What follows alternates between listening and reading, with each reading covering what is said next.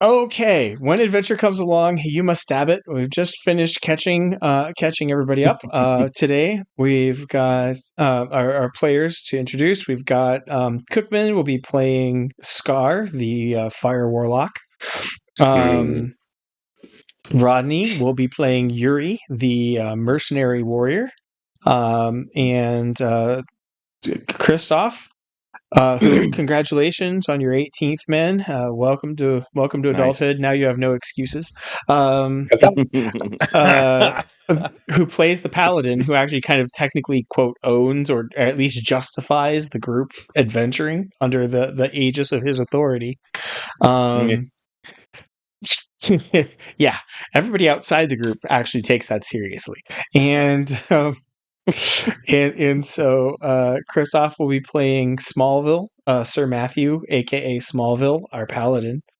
And Rosebro is playing Badges, short for Merit Badger, our former Boy Scout Isekai warrior monk.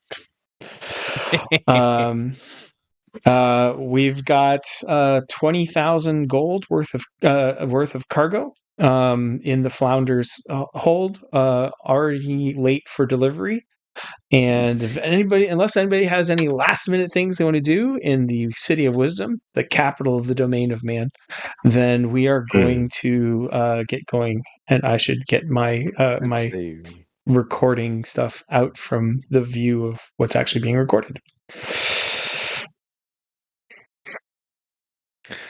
So the City of Wisdom is the Kingdom of Wisdom, the domain of man, which if you zoom all the way out, that's kind of the Eastern Territory is called the Dominion of Man, is an alliance of independent kingdoms. It's very much like the fantasy version of the United Nations. Or family, the fantasy version of NATO would be closer. There's a lot less kitty diddling and drug dealing. Oh, did I say that on YouTube? No, and I mean, it could be worse. It could be the public education system. No. There's only so much I can stomach to roleplay, and so the Dominion of Man is a coalition of independent nations. They have mutually usable exchanges. They have a common army that called the Dominion Army that is allowed to go into everybody's kingdom. But different regions run differently. I'm going to zoom back in on Wisdom. I have purchased nice travel icons because I watched Indiana Jones too many times as an impressionable boy. For those of you following along, we're going to start using a new rule, and Rodney's rejoining us, and he hasn't used it before, so I'll explain. Characters now have, we're doing fate, adding a fate mechanic, and what that is giving the characters a little more control over the story that they're in. Your character's class and race and personality are summed up in a series of 5 phrases called aspects. And when these when these aspects get you into trouble, or the whole group into trouble, you get a fate point. If we were playing on one table, we would be doing this with poker chips. Right? I'd hand you a poker chip. And when your aspects would help you out, they can give you a reroll. They can give you a +4 to a combat roll. They can give you a +20% to a skill roll. Or you can declare some minor detail, or even significant detail that you hadn't already done. You can use it to retcon. I get the final judgment, but you can propose a retcon. And so that's kind of what those there are. They're going to help you track your character's personality and conflicts and goals, and then and also to let you it's a bit also mercy, right? We're getting a critical reroll, getting that critical attack or skill check right when it absolutely has to go right, that kind of thing. Yeah. Or saying or completely bombing it when it really, really matters, and saying, and being what we used to call a fate point horror. Be like, give me another chip. I'm totally going to botch this. I'm like, oh no. But it has to be in a significant way. So I have made the Flounder a character. and I have made that character icon controllable by everybody. If you look over on the left side of Roll20, there's a measure command, and that will let you tell distances on our Find map, and I have that basically scaled. The Flounder is a merchantman, not a warship. Put Smallville back. I didn't know it could move Smallville. Let's just take Smallville and push it somewhere else. Well, you guys Right made a point to purchase all the maps that you could when you were in Wisdom 2 years ago. And I actually bought little wooden icons so that this map actually kind of represents the map laid out in your captain's cabin with little wooden markers for your significant discoveries and thoughts and notes and stuff. Oh, nice. Okay. Yeah. I do little things to let you know I care, so that when I actually run the story and you're suffering and sure you're about to die, you remember that I actually care. And then, if you all die, then I go and buy myself ice cream. But it doesn't mean I don't care. It's just I haven't stated what I care about. So we're actually setting off on a big new quest. Again, last minute things you want to do in Civilization before you head down. I'm zooming out to about 60 here. You've got about 1,000 miles. So Christoph, it needs to make the final setting. But the current plan is the merchant people doing the circuit. They have several stops, right, to sell one bit of cargo, buy another bit of cargo that will be more valuable somewhere else, rinse and repeat.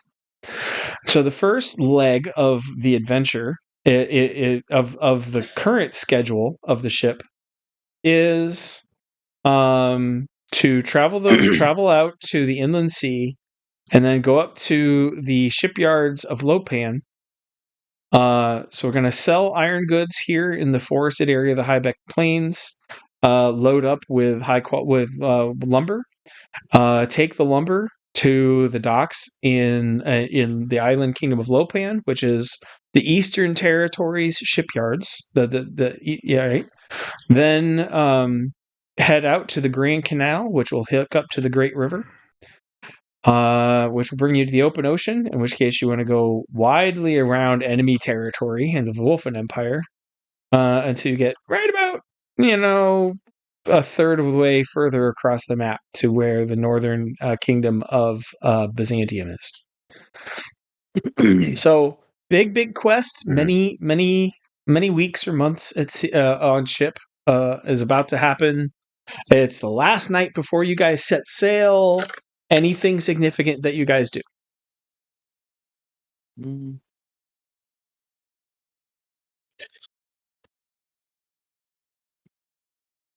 I mean, I guess I would try to make certain that we have some form of, entertainment, even if it's just a chessboard.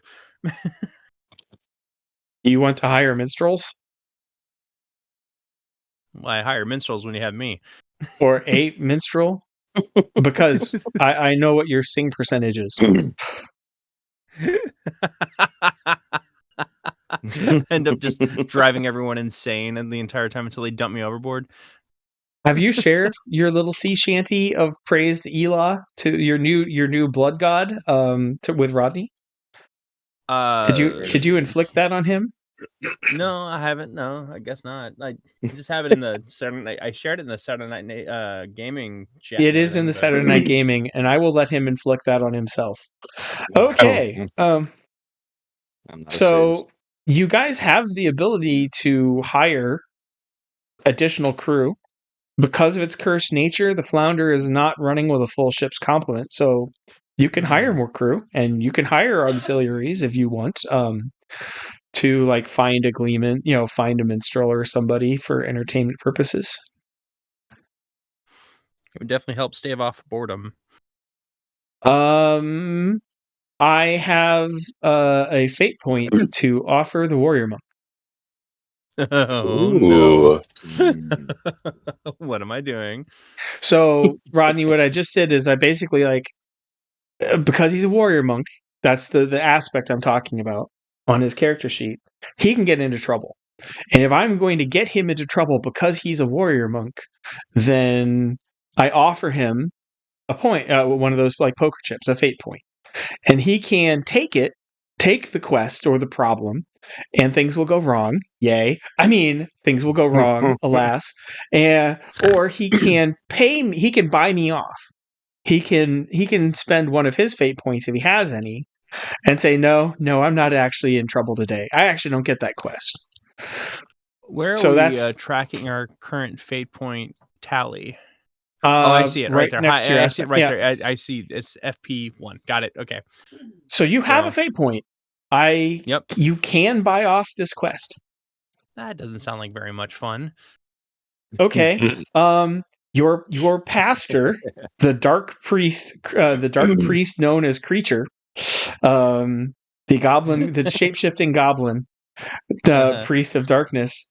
You want to continue in your role as clergy, as a warrior monk. And the first thing that a monk needs to do is have his own copy of the Reed of Elah. So you must procure the goods and services, and you must spend at least an hour a day actually making your own copy of that book that they carry about so much, called the Reed of Elah. So I need to buy paper and ink. Paper, ink, writing materials, yeah. Yeah. Binding and all that. Yeah, I can procure those elements. All right, why don't we just knock?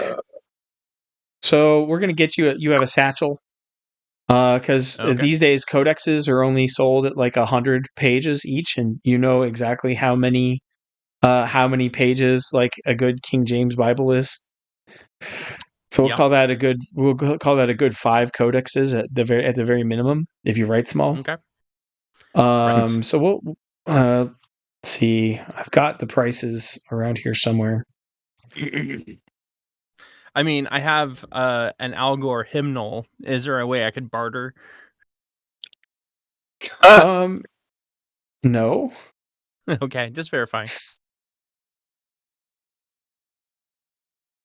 Writing equipment, book, parchment, stitched, 100 sheets is a base 150 gold.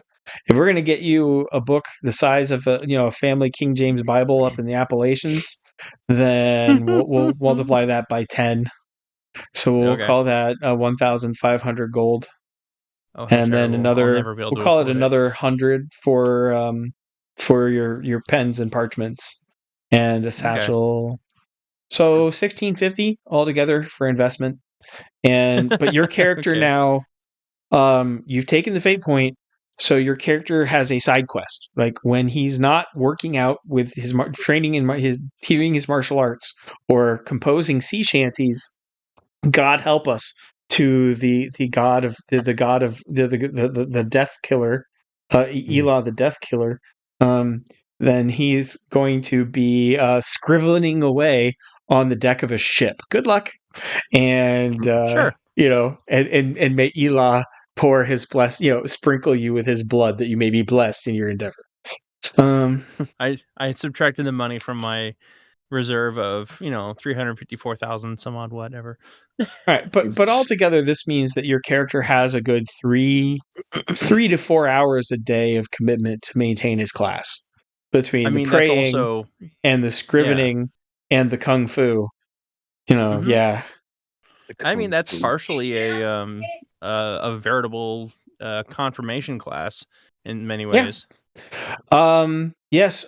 So Creature transforms into the adorably cute bush baby form, and has taken to riding your shoulder, basically muttering the Book of Concord into your ear in the most twisted and horrific verbiage you've ever conceived of it.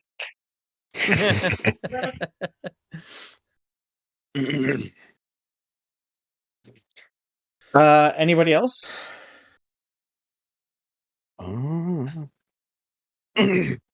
What language is that in? It is in everything that digs in tunnels speaks Dwarven. So okay. but I think we did say it was an it was an Elven. That the Reed of Eli is an Elven. Gotcha. I think I'd like to go and also get something to go and copy it over with. Do they only have the one copy? Yes, which is why it was like worth jumping back in after you drowned them. All right. Luckily for us, they don't hold grudges. No, they're right. commanded to kill their grudges at the foot of their tortured god. Yeah, the god who embraced all suffering will accept this. So very solemnly, as you drowned his children like kittens, the dark priest walks up and pats you on the knee, pats you on the side of the thigh, and says, "Don't worry. Although you deserve to die screaming and burn for all eternity for your murder of his family, he asked the blood god to take it to the Deathwood, and the blood god will suffer for you." And then skips merrily on his way. What?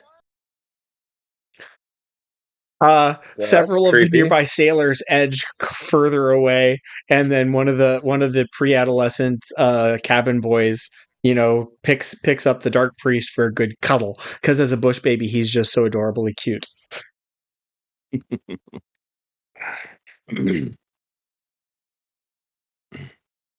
And honestly, if you were shaped like a goblin, wouldn't you look like a bush baby whenever you could? Yes. So I'll pick up the same thing that he did to be able to go and write down, copy everything over if he will let me go and do it at the same time. We shall call this quest the Scrivening. All right.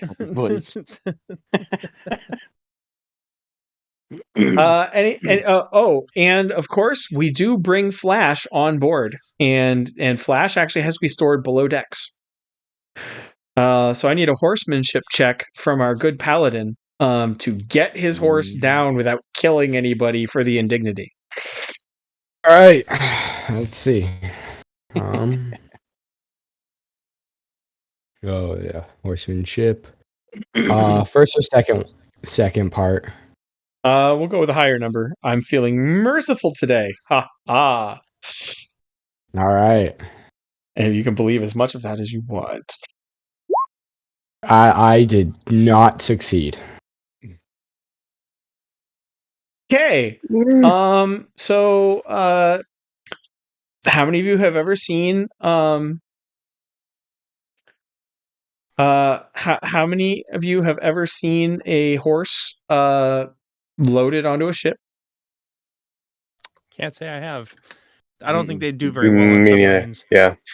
It literally you use a crane and you put like a canvas sling around their belly and crane them over. So it's like 3 horsemanship checks to get Flash properly mounted. I think I will take you all to the docks because this should be entertaining.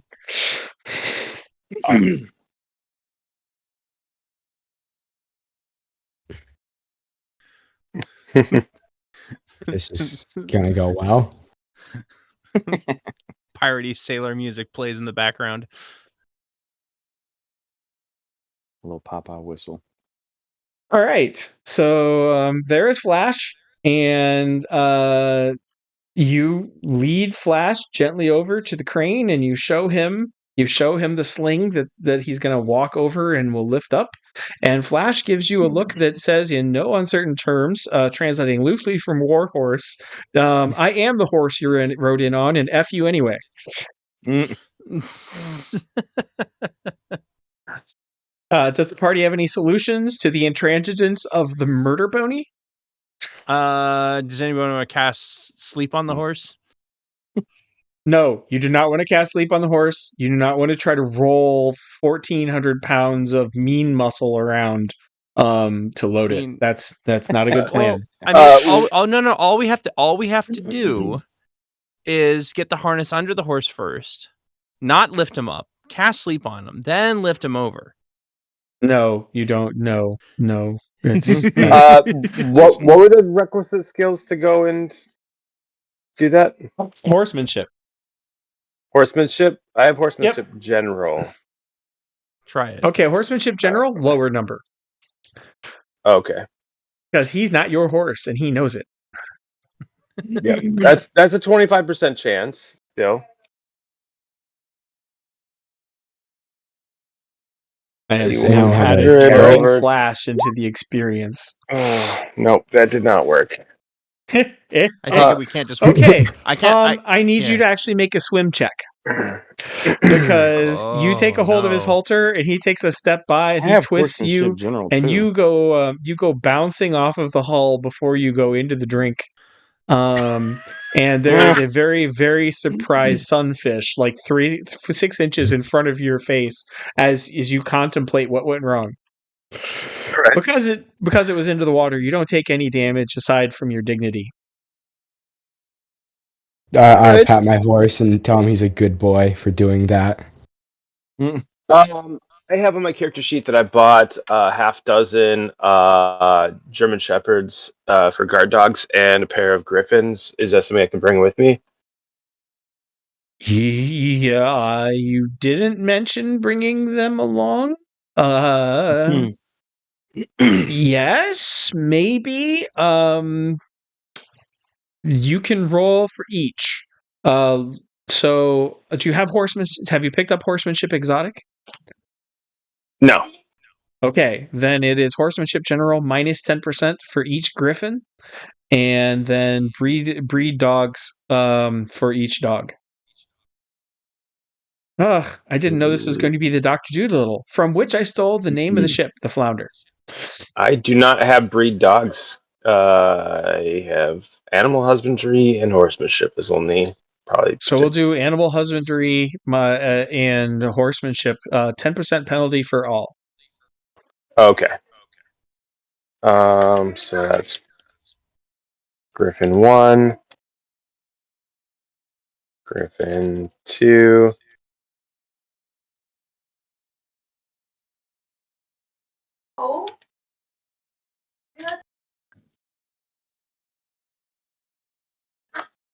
Uh, 2, 3, 4, 5, 6. You can bring two of your dogs. Two of your dogs can come along on your odyssey, and everything else will be looking after their and getting used to their new home back at Smallville. All right. Does anyone have a carrot we can lure Flash onto the boom for? It's a pity that Scarrett didn't show up because he's got commune with animals. He could just talk the horse onto the ship, but nope. That'd have been really spiffy. Sure. You can bribe the horse with treats for 10 gold and I'll let you do a reroll. Try it. I've got plenty of gold. Yeah, you're a millionaire. I didn't think that would be a big problem. All right. Doesn't anybody have the ability to cast levitate on the horse and just kind of lift him over? Ryan is busy doing homework, so no. I got general horsemanship. Yes, all right. We'll let Yuri give it a try. Maybe he will respond better to man's accent. This is a 1d100. Yep. Get under the lower percentage for horsemanship. All right, let me make sure I check my sheet real quick. So it's 39/24 with a 5 in parentheses. So 5 is how much it goes up every level. So 24 is your chance. Okay. All right, let's see.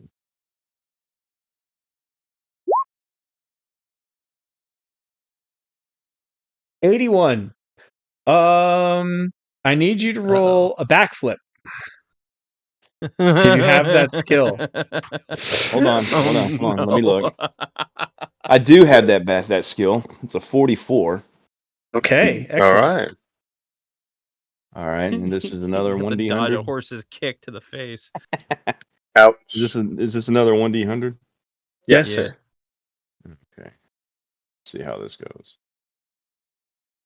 Ow. Oh. Okay. So you take a hold of of Flash's bridle to lead him onto the patch of canvas, and he pulls you up so hard that you go tail over tea kettle and have a brief moment of sitting on Flash's backwards. The horse gives something that you swear you could translate as "so there," and then rears, and into the drink you go.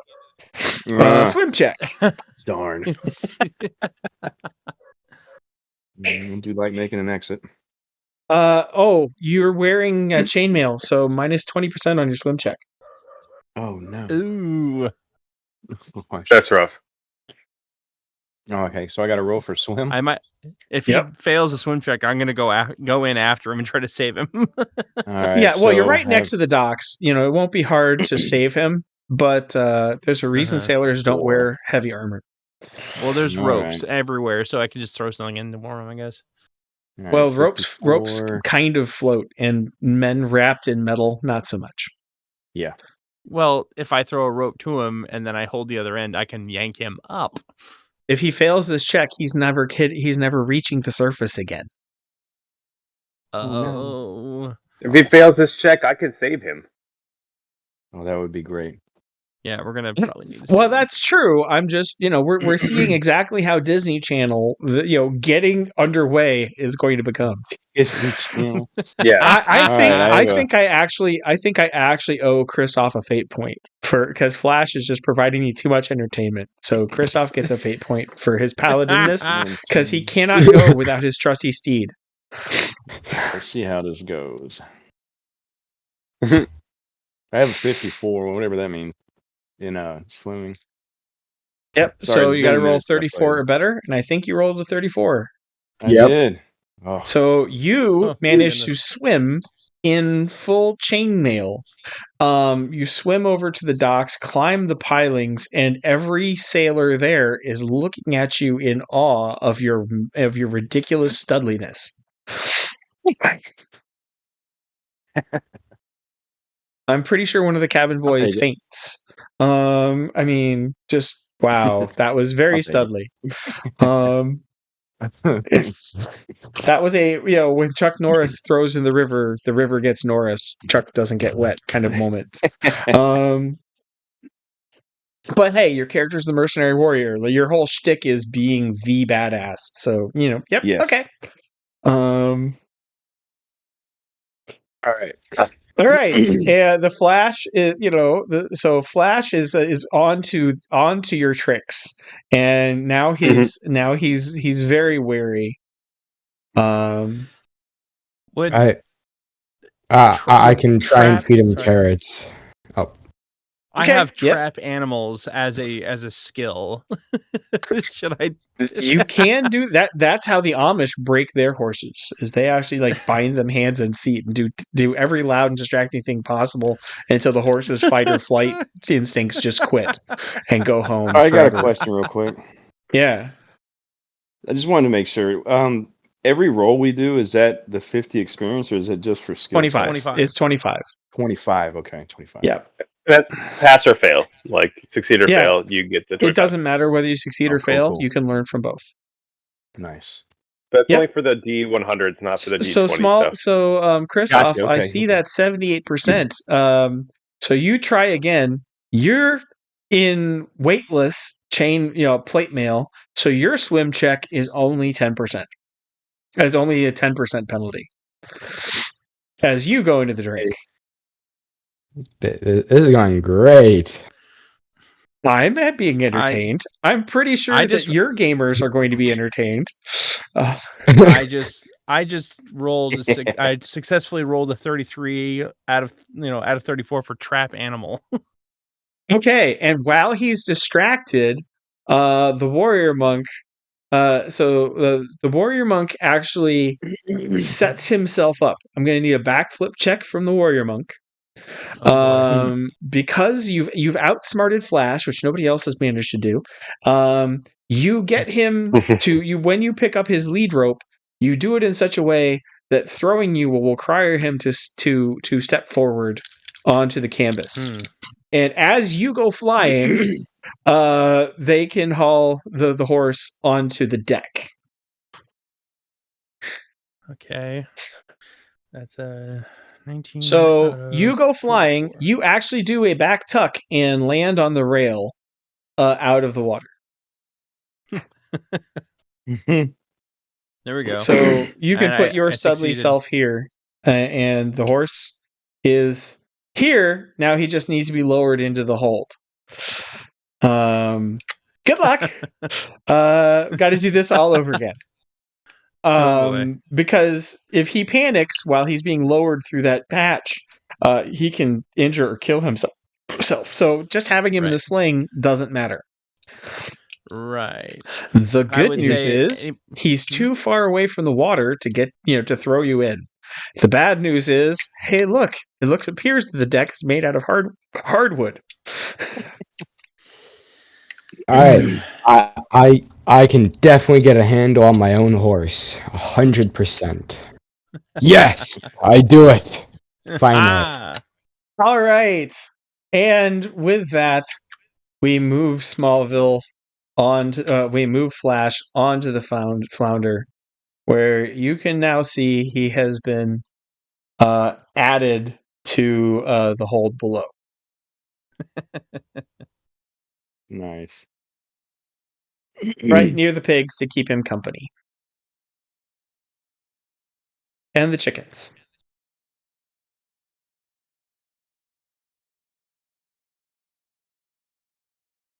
Okay, I think everybody's done with their preparations. The captains.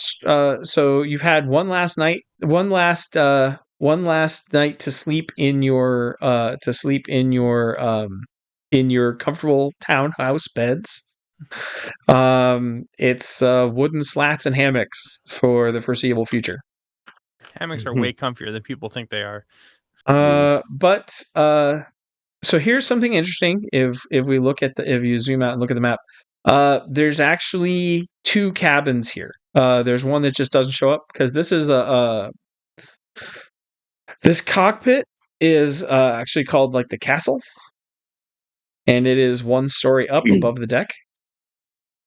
So the captain has a cabin, and then you adventurers who used to bunk together are bunking together once again in kind of the officers' cabins underneath.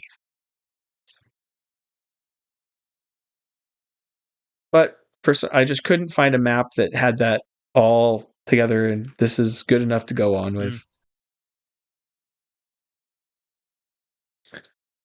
I now take the party back to the map of the Dominion of Man. Cookman, I have good news. What's that? Introducing fate points means there are no more encounter rolls.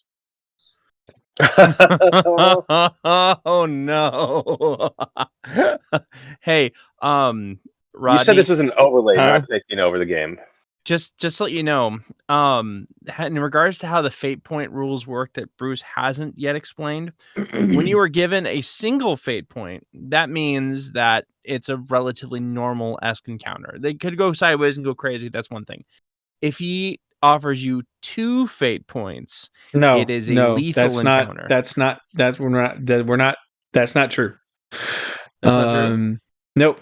Because fantasy setting's too dangerous. Everything can kill you. Not my problem. You only get 1. Oh no! Okay, so it's worse than it's worse. Yeah. This isn't Dresden Files, guys. This is hardcore mode. I just started that series, and that's a wonderful book. The Dresden Files game is probably the best made video role-playing game I've ever played or to run in my life. But it is kind of highly detailed, and it's dependent on a constant flow back and forth of fate points. Originally, fate points were just meant as a slap-on over Dungeons and Dragons. So we're kind of using it much more basic. And so you can't use fate points to determine whether or not you're going to die. I don't care. You can die whenever you want. I mean, at least there's no Palpatine to throw 34 fate points at us and just completely bone us. So I'm happy. I mean, didn't say that, did I? Anyway, let's earn that many fate points so we can take on a Palpatine. Ooh, okay. I like it. So the Flounder, best speed of the Flounder is 8 miles an hour, about 6 knots.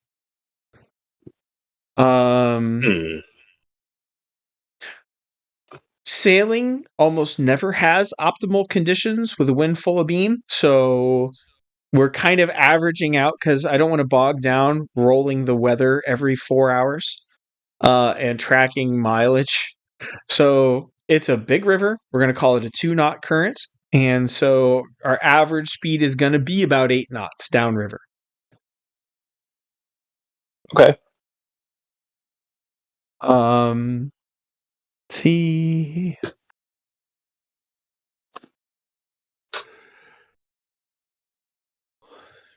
I did some art. I communed with Grok on your behalf. And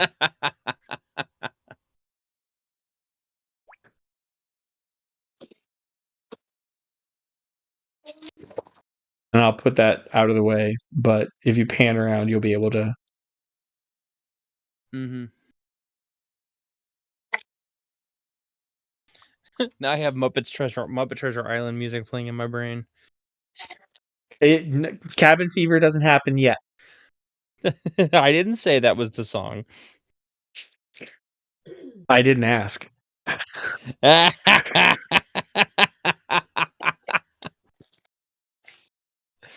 Oh no.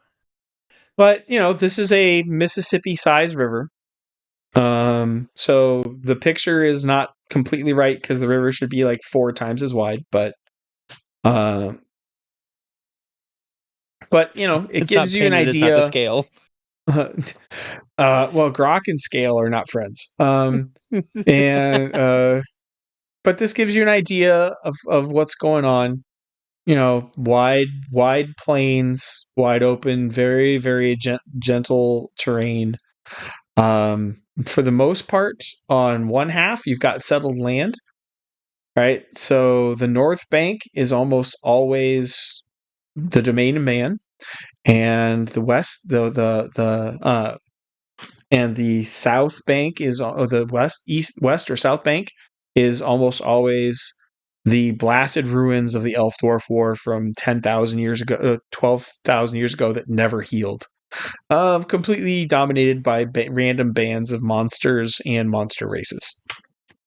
Lovely. The natural border. I actually plotted out all the logistics of this, so let's get to my narrative. All right. You guys set sail. And I've made the ship a character. He's on he's at the back. The Flounder is on the very bottom page of the character sheet. Okay. Oh, okay. I'll add a hyperlink up top. Hyperlink added. So now you can go, and I will as time permits, I will continue to put more of the cast and crew of the Flounder up for you to understand. But you're still getting to know the crew anyway, so that's appropriate. Right now, you know the captain, Douglas Twain. He's a level 7 mariner. He grew I have no shame. He grew up on the Flounder, which is why he was willing to blow up half the city rather than let it be reduced to kindling. And you've met the first officer, Lieutenant Mark Horowitz, who is a nice guy, but looks a little too much like Fabio. And he's almost never when there's a dock, he's almost never seen anywhere except in the presence of a lady unless he's doing his duty. But he's not bad. He's just he makes the maiden's knees go unhinged. Disgusting. So as a party of almost entire 16-year-old boys, everybody's secretly jealous and envious of him. Right. And I you mean, guys he's can move. 32. He's two of any of us. Yeah, well, he's ancient, which makes it even doubly unfair that girls like him and don't notice you guys. So by mid-morning, you set sail and you reach the first bend in the river.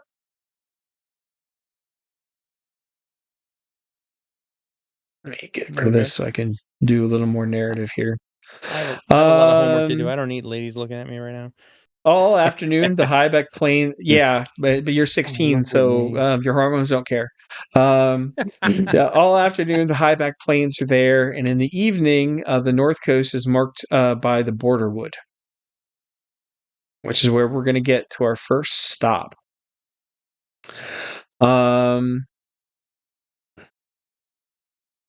So on the border wood, you've got a load of iron and like nails, construction, the kind of things that would be valuable in the Old West, because this is the border with the Highback Plains, which is very much Kansas, medieval Kansas.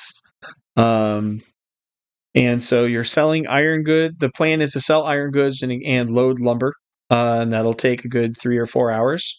And if you guys want to spend money to stay at the inn, as opposed to I'll have a single bunkhouse, I'll have a hammock in the same room. You can, and of course, you're in the town of Oldwood, which is a small logging town that feeds small logging town that feeds nearby settlements on the plains and farms. So you get a little more control over your story. If you think that you should have a peaceful night in Oldwood, that's fine. But if you get bored with mundane life and you think something is wrong in the state of Oldwood, then you would say, Old Kingdom border is like, you can point to the Old Kingdom and say, I think we deserve a fate point for there to be trouble in this town. Otherwise, things go quite peacefully. So I'm not offering a fate point. I'm just pointing out, anytime you guys get bored, this is what replaces the random encounter table. Is Cookman can just kind of like wig out and say, I want a fate point. And I will say, why, certainly, my child. And we'll go from there. I mean, didn't you just say earlier that our shipment was already behind its due date? Yes. Okay. Just verifying. But I took a survey of what you guys want in the game, and social conflict, like arguing merchant rights and contracts, was the one thing that nobody voted for. So, that's wasn't what I had planned. Okay.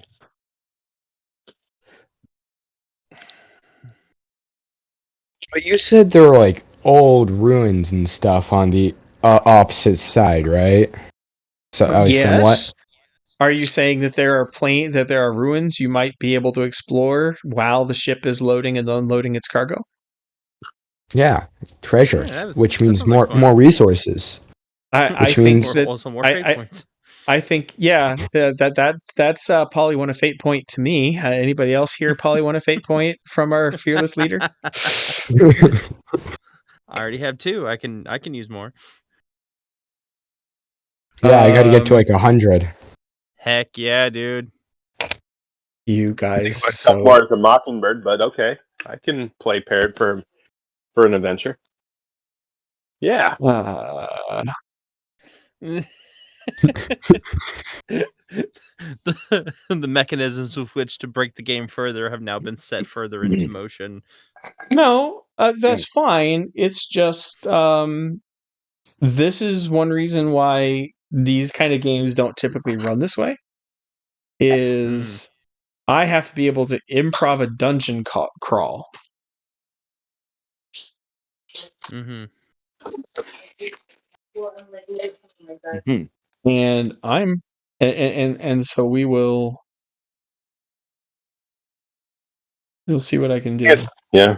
I think it's fun because you're not the kind of person who's like, oh, I have 3 different dungeons already prepped and ready to go, and I will just insert here. You make the dungeons as you go. The adventure.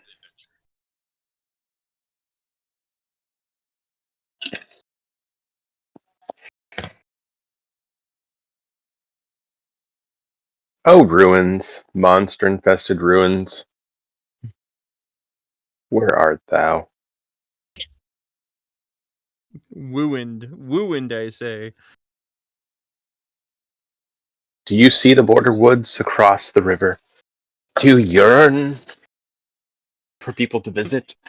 Do you see them toiling with the... You do, in It's a fact, lumber. on a low hill, about a mile back from the river, Oh. in what, from the layout, appears to have maybe been an abandoned manor or just long destroyed manor. See the ruins of a small castle or a large house sitting on the hill, and you don't see any movement around it. Who knows? But there might be adventure therein. Might be. Yes, might be.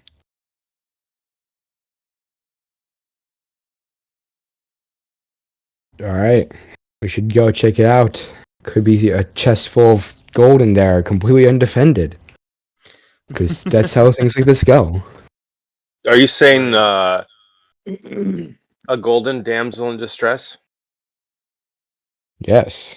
We have to save it from those evil Yes. monsters. Okay, yeah. I could buy that story.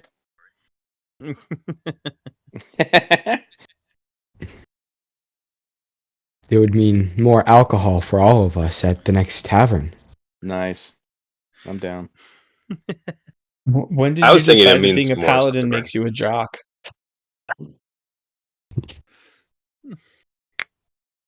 I mean, medieval times, if you owned a horse and you rode it around and, did stuff on it, didn't that kind of make you a jock? Yeah, no, shush. You quit making sense.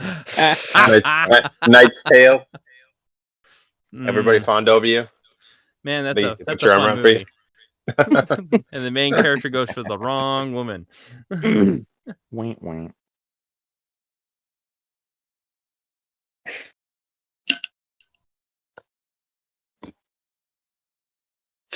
All right, can you guys see the page? Well, it's switching. I see a black square. Okay, let me see what I can do.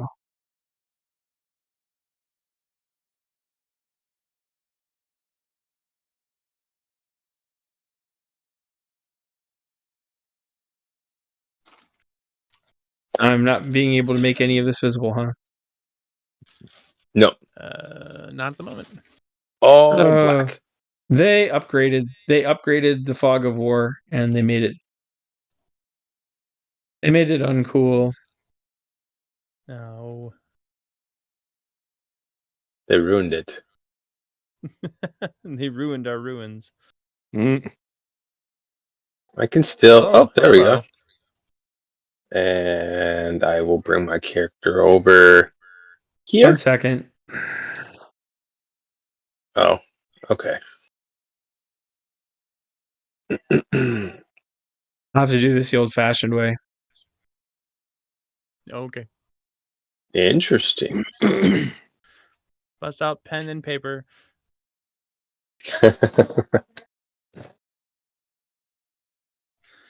It's gonna be really kind of weird when people are like, "Ugh, gosh, I got to do this the old-fashioned way. I got to pull up a Word document." Yeah. Just imagine, like 20 years from now, we'll have political Let me make leaders that this say word no art, cap. right? Arrow, / asterisk here. Gosh. Got to do this the old way. Let me pull up a web clone of Windows XP. Yeah. I remember, pen and paper, though. Like, Bruce would have just like a blank piece of paper, and he'd just start drawing out part of the map and be like, that's what you can see. This is where your characters are over here. And as we explored, draw out more and more. Nice. There you go. That's what you can see. Yeah, here's where your characters are. Look at that white square over yonder. It's weird looking. I wonder what that could be. Yeah. That's a locked part of the map. I have to pay a microtransaction of $5.99 in order to reveal more of it to our EA overlords. Hey, you guys start paying me, I will kick this up, the production levels up to a whole nother level, but you're not, so suck it. I'm making a joke, not at your expense, Bruce. Nice. I'm making a joke at everybody's expense, so I don't care. Well, actually, technically not at my expense because I'm actually not paying you. By the way, Alright, Bruce, so- I do not bring Flash. Yes, yes, you do not that's bring a good one. Flash. Okay. I give you experience for clever reason, for good judgment. I like. Don't bring the horse. Because who wants to go through all that work of getting him off the boat just to get him back onto the boat? Right, yeah. Man.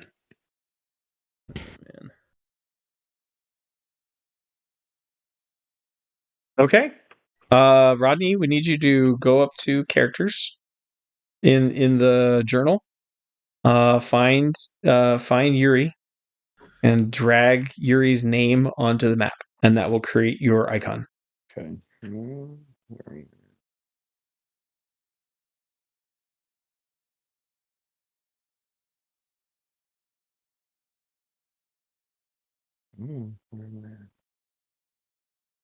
So on roll 20, on the upper right, there's a line of icons. No, I'm in there. I'm in the character. Okay. I can't find my. So there's a folder called characters. If you click No, on I it, see it'll it. open. I'm just. Okay. So yep, there you go. No, I did that. That was me. Oh. So left click on Yuri, and without letting up, just kind of drag Yuri's name onto the map.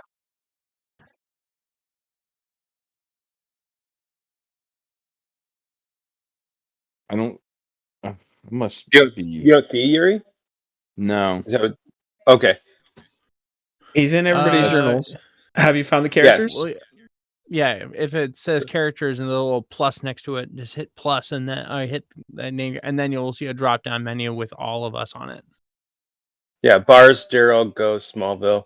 Yours is the last one on the list. I see the little button that says character, but when I click on it, it has me at a screen that says edit Efisher Yuji. Oh, there I am. Okay. I just popped up. Don't click on There it. you go. Okay. Just drag it. Oh, okay. And for ease, I have now put Yuri at the very top of the journal. Sorry, like he wasn't there. He literally just All right. There you go. literally just popped up. My bad, y'all. Yes, you guys are hiking up on the manor, so you guys get to start at the start. Oh. You know, north is can't. the bottom of the screen. So Okay. There we go. Gotcha. All right.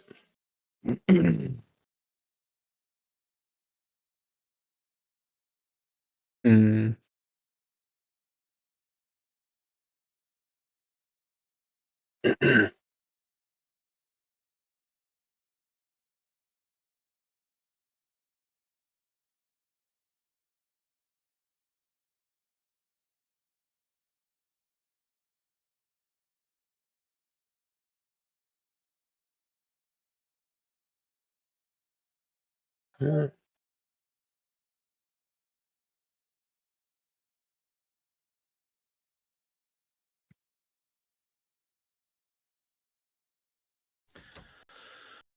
What a lovely hiking day. Mm-hmm. Certainly nothing bad will happen.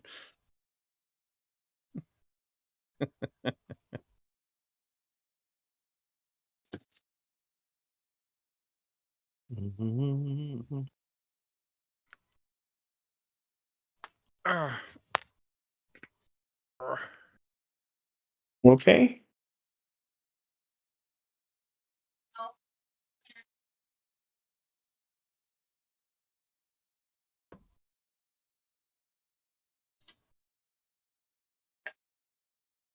Might not have that. All right. So there's the Ruined Manor ahead of you. Anything you guys are gonna do as you approach, or what you thinking?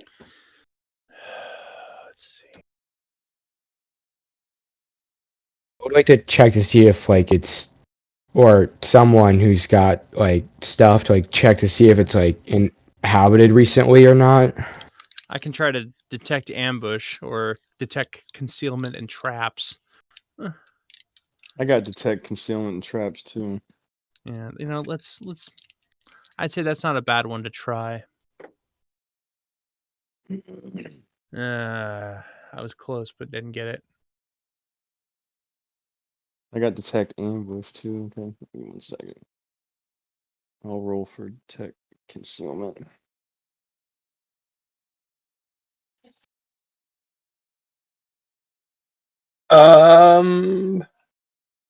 It's ruins. Yeah. I don't know if we want to. Hey, things might be hiding behind the crumbled stone walls. I mean, what do you want, guys? True. We should have an order of like who's going in first. I vote on our Lord and Master. Did my detect concealment not work? No, Well- it doesn't matter because Oh, it doesn't. Oh, you okay. detect that things could hide behind the walls or Oh. any of these bushes. My bad. It's just kind of like No, I'm tracking. I don't want to say duh because that would be rude, but No, you're fine. Sorry, wasn't clicking. Oh no. I will, as the person who suggested it, and also the person with the best armor, I will confidently walk through the front door. Scar will be right behind him. The wall is collapsed. The front door is here. The corners of the building have collapsed here and here, look like they would allow ready entrance to the interior. Just say it's a pizza delivery. Wait, what's a pizza? Yeah, you guys have Yep. not broken the memory charm that lets you kind of remember your past life, but not really. All right. I still think front door, full frontal assault is the best bet. Because it looks the coolest. Hey, Yeah. diddle, straight up the middle. Yeah, let's do it. Not just frontal assault, but a full frontal assault. Yes. Oh, I don't want to watch another David Bowie movie. Oh no. Or Nosferatu, for that matter. Nice.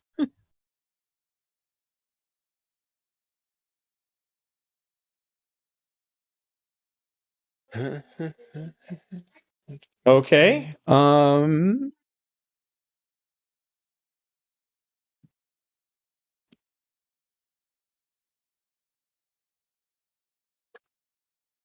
Well, there's not a roof, so you should be able to see an empty room with passages leading out in various directions.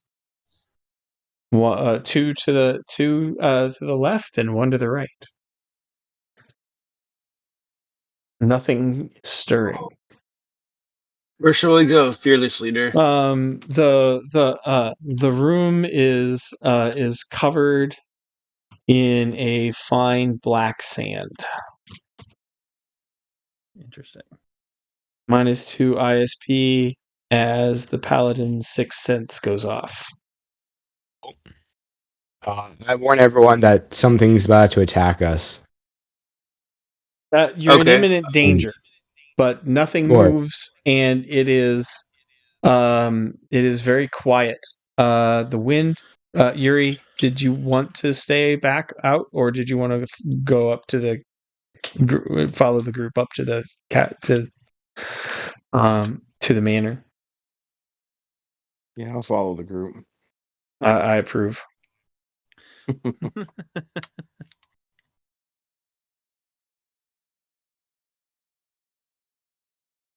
All right. So it's like the black sand is like just coating the floor. Yeah, it appears to be coating the floor. Um, I'm gonna touch it with like the tip of my sword. you hear a mild crunching noise. Uh, It sounds well, exactly like any other kind of sand being shifted. all right. I hesitantly walk on it. You stand. Place yourself in the room. All right. Okay. From there, you can see into another pair of rooms.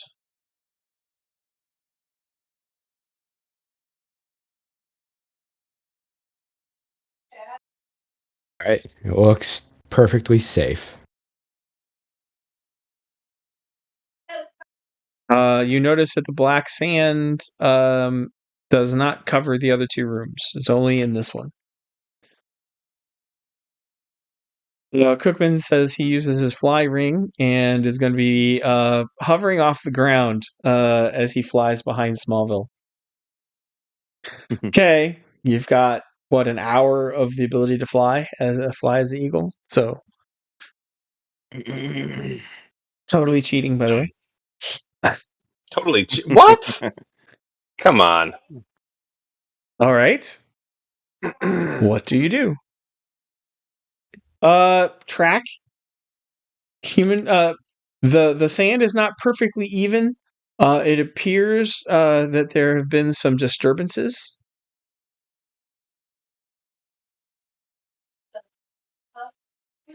Okay. What does it look like to us then? There are just as if something kind of landed here and like drug itself into a chamber that you don't really have eyes on. Or many things. Hopefully many things, because if not, it was something very big. Wait a second. Did it drag itself to the back left one or to the right? Track. Track and trap animals. Or track humanoids by half. Which means, like, if you have a 30% track humanoids, you need to get a 15% or better. Or less. You have to get under a 15%. I'm running out of caffeine. Aha, I need to refuel. Okay. Who's got the track and trap skill sets? That's me. I have Rosebro track. does. Track and track animals have at 34 and then tracking is humanoid at 24. Oh, gotcha. Yeah, I'll try animals first. That one's by half. Or the humans that one's by half. No, the humans by half. The animals is a straight row. Okay. That 23 out of 24. Woo! My goodness. There we go. Okay. Let me check stats here real quick.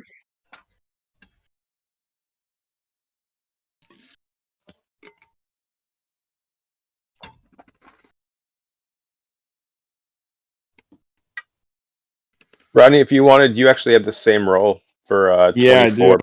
If you wanted to make that roll, so your character can tell what's going on too. For the detect or the track humanoids, right?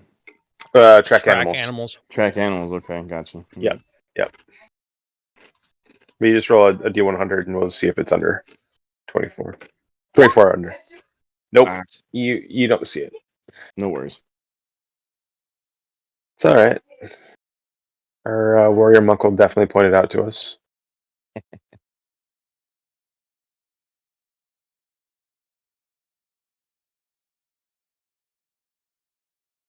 Me and Smallville do not have any tracking skills. It's all right. Our talents lie in other places.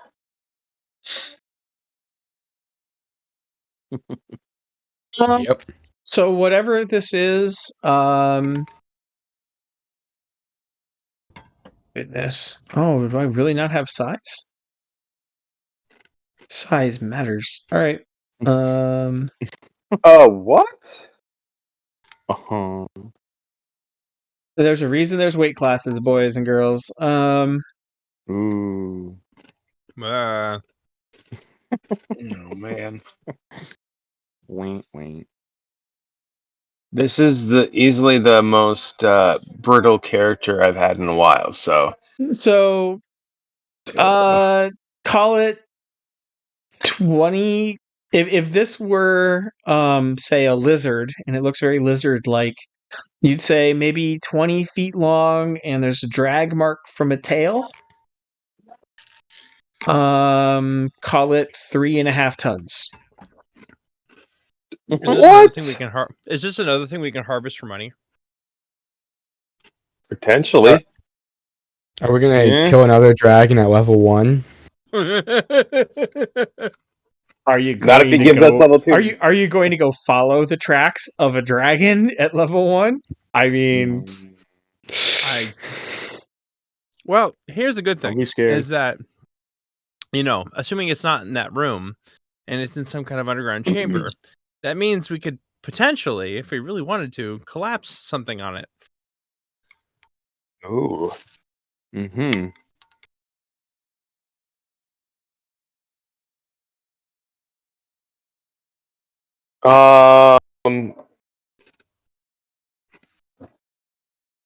Could I cast? Can I use another ring?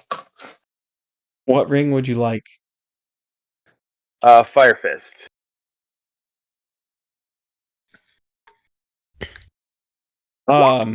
Yes, you may. All right.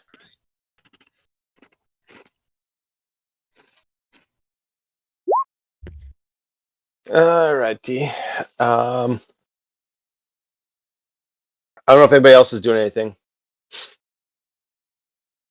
You're readying up for battle. Is that what's going you on? say the magic word, your ring activates, and everybody else sees his his left hand turn into a basketball-sized sphere of fire that doesn't seem to set his clothes alight. Huh. Interesting. I'm gonna keep moving up and see if I can see what's in the back left room.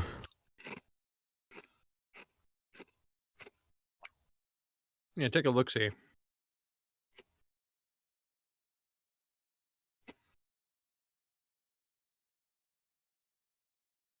Wait a minute. We established in the previous Palladium game that dragons are pretty vindictive, and it's one of those situations we don't exactly have a Diabolus with us to create booby traps and whatnot like we did last time. And if we tick this possible dragon off and we don't kill him, he's gonna just hunt us down. That is true. Mm. But think of the Hunt you down? We could be What? billionaires. This is my innocent look.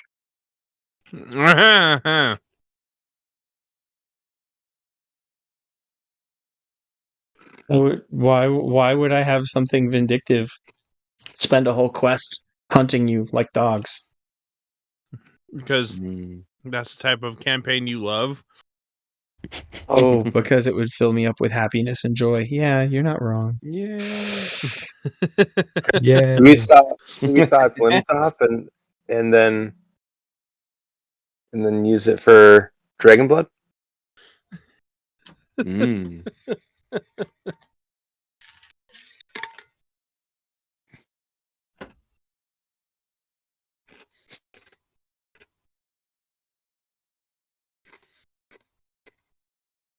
All right.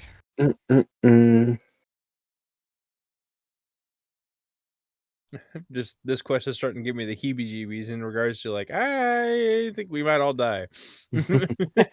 Well, you're level 1. If not now. And What's there's that? a place that has been abandoned by all civilization, of it, including adventurers, because it's death ground, and you guys were like, "Ooh, I want to go climb the tree," and I'm like, "Okay, you can climb the tree," and so you have climbed the tree. Not my problem. You took the fate point. We all, So bad. oh, so we should have all added a fate point to our characters, right?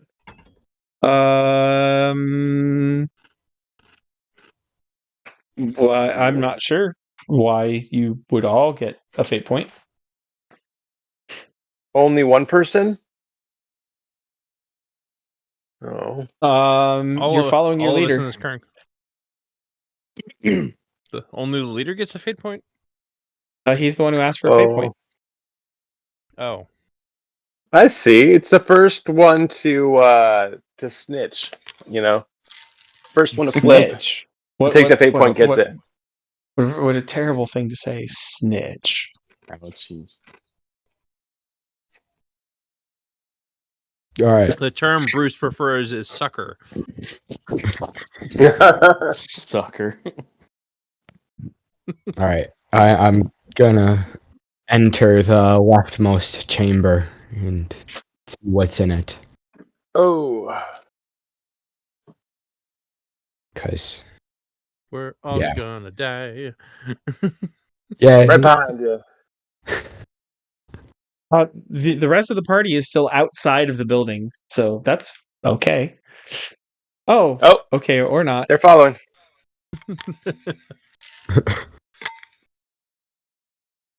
It's like you have a holy spear. You don't scare that easy, do you? I have the Holy Spirit and Spirit.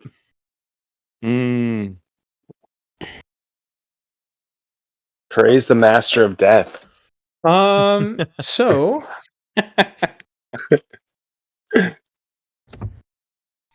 wow.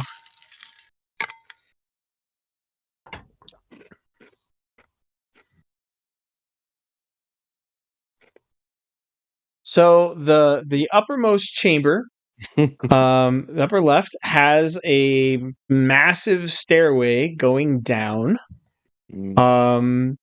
There, the ground is it looks like a junior high kid's bedroom if the junior high kid was like also a wild animal.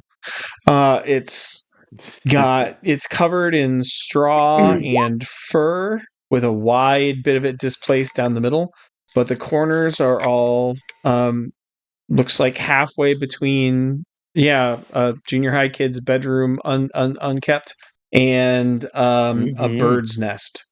The nest of some like predatory bird.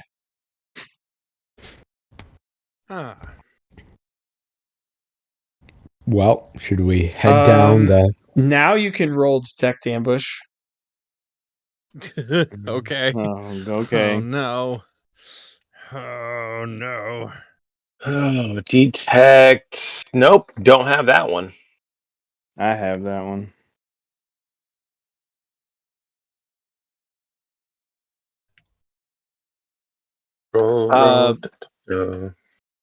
Yeah. Let's see. Ugh. Oh, a warrior monk is on point. Nice. All right, let's see what mine is. I believe it was the highway to ruin that we took. But yes, not an inaccurate description. For detect ambush, it was 34% for Rodney. Okay. That just needs a D100. Yeah, Okay. you got it. Oh yeah. Nice. Yeah, you made it. So Two of us made it. You guys want to pull the leaders back before the ambush gets strung? Because there's an ambush in the room.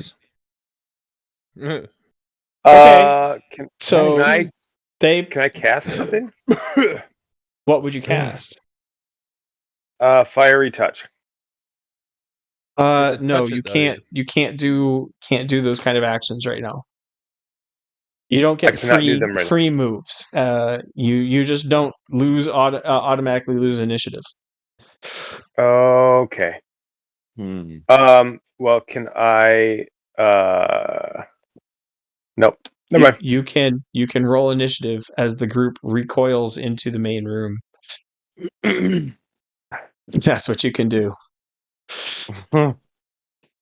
Actually, I believe there's a save versus horror factor. Mm. Oh, yay. I get +5.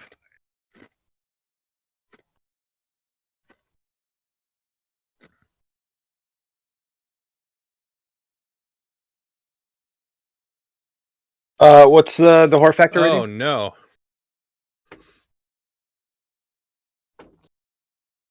Yeah, what are we trying? What's the level that we're saving against? Horror factor is 14. Oh, These not bad. are roughly man size, so 5'4", 175 pounds. They look like an ape version of a mountain lion. And anybody who sees them, of course, can roll lore demons and monsters if you know it. I nat 20'd on my horror factor, so. I saw that. That was pretty sweet. You're supremely not afraid, disgusting child. Lore, demons, and monsters, 40%. I mean, your character, of course, since you are now a man. But, yes, your Mhm. character is very chill. I made my lore, demons, and monsters. Woohoo! These are Kinney Gur. Kenny Gur. In Interesting. the Monsters and Animals source book, you will find them under fairies. Or use the table of contents and find out they're on page like 64. Oh, okay. You said. Wait, that's. Which source book is that again? Sorry, page 70. Monsters and Animals? Monsters and Animals. Thank you. Got it. Those of you who know, Kinney Gur is a race of subhuman felines with a head and tail of a mountain lion, a torso, arms, and thighs of a powerfully built man. They're legendary for their hunting prowess and enormous appetite for humans, dwarves, and elven flesh. Although they may eat animals, by far their favorite prey is humanoids. These sly, sneaky creatures find great pleasure in watching death and pain, almost always toying with their prey, preferring to inflict a slow, painful death. Ah. Okay. Oh dear. The PE is only 3d6 and 25 hit points. It could be a one hit kill for a nice little flame sword. Hit points is PE attribute plus Uh-huh. 25. Yeah, SCC is 3d6 times 5. Oh, so it's not okay. Gotcha. So it'd be like if they have a 12, it'd be 12 plus 25, so it'd be 37. Gotcha. We've tackled worse. Yeah, times 5 is that's a pretty big SDC. Take a few hits, not bad. +2 in initiative though.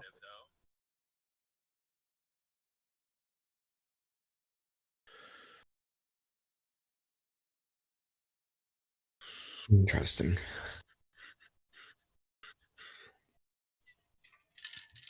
So, let's see. Tokens. Wait, we don't have anybody that can cast spells in our group, right now? Oh, we do.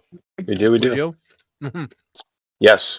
Well, depending, I guess we have to roll initiative and whatnot, but cast that sleep spell. All right. So the turn order thing is not working at the moment. We have to do this the old-fashioned way.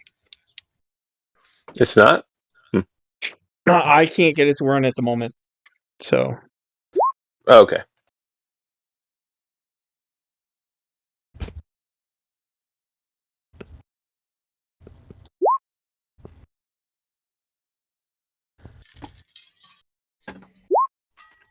So let's see what we got for initiative. We got 3 for Scar. Yep. 20 for Sir Matthew. Yep. And Yuri gets 9. Yes, sir. And 17 for Badger. Okay.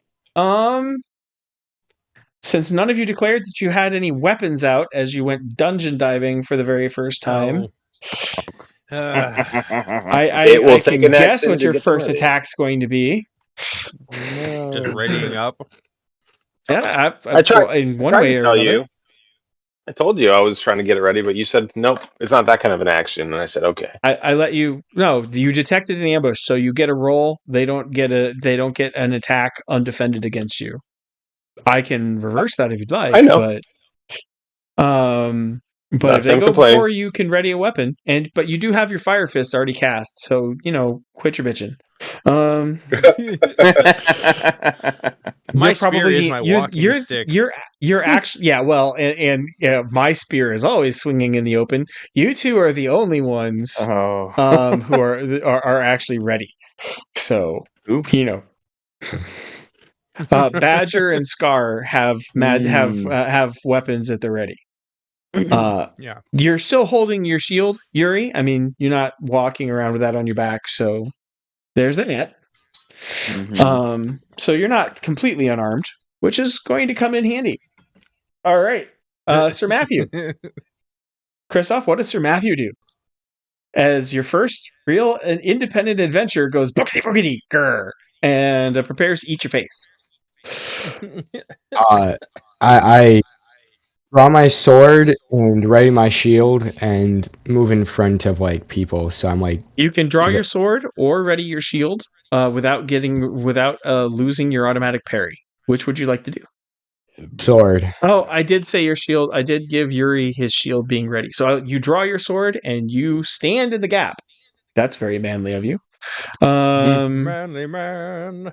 Yes. So they'll all attack you. It has worked well for me before.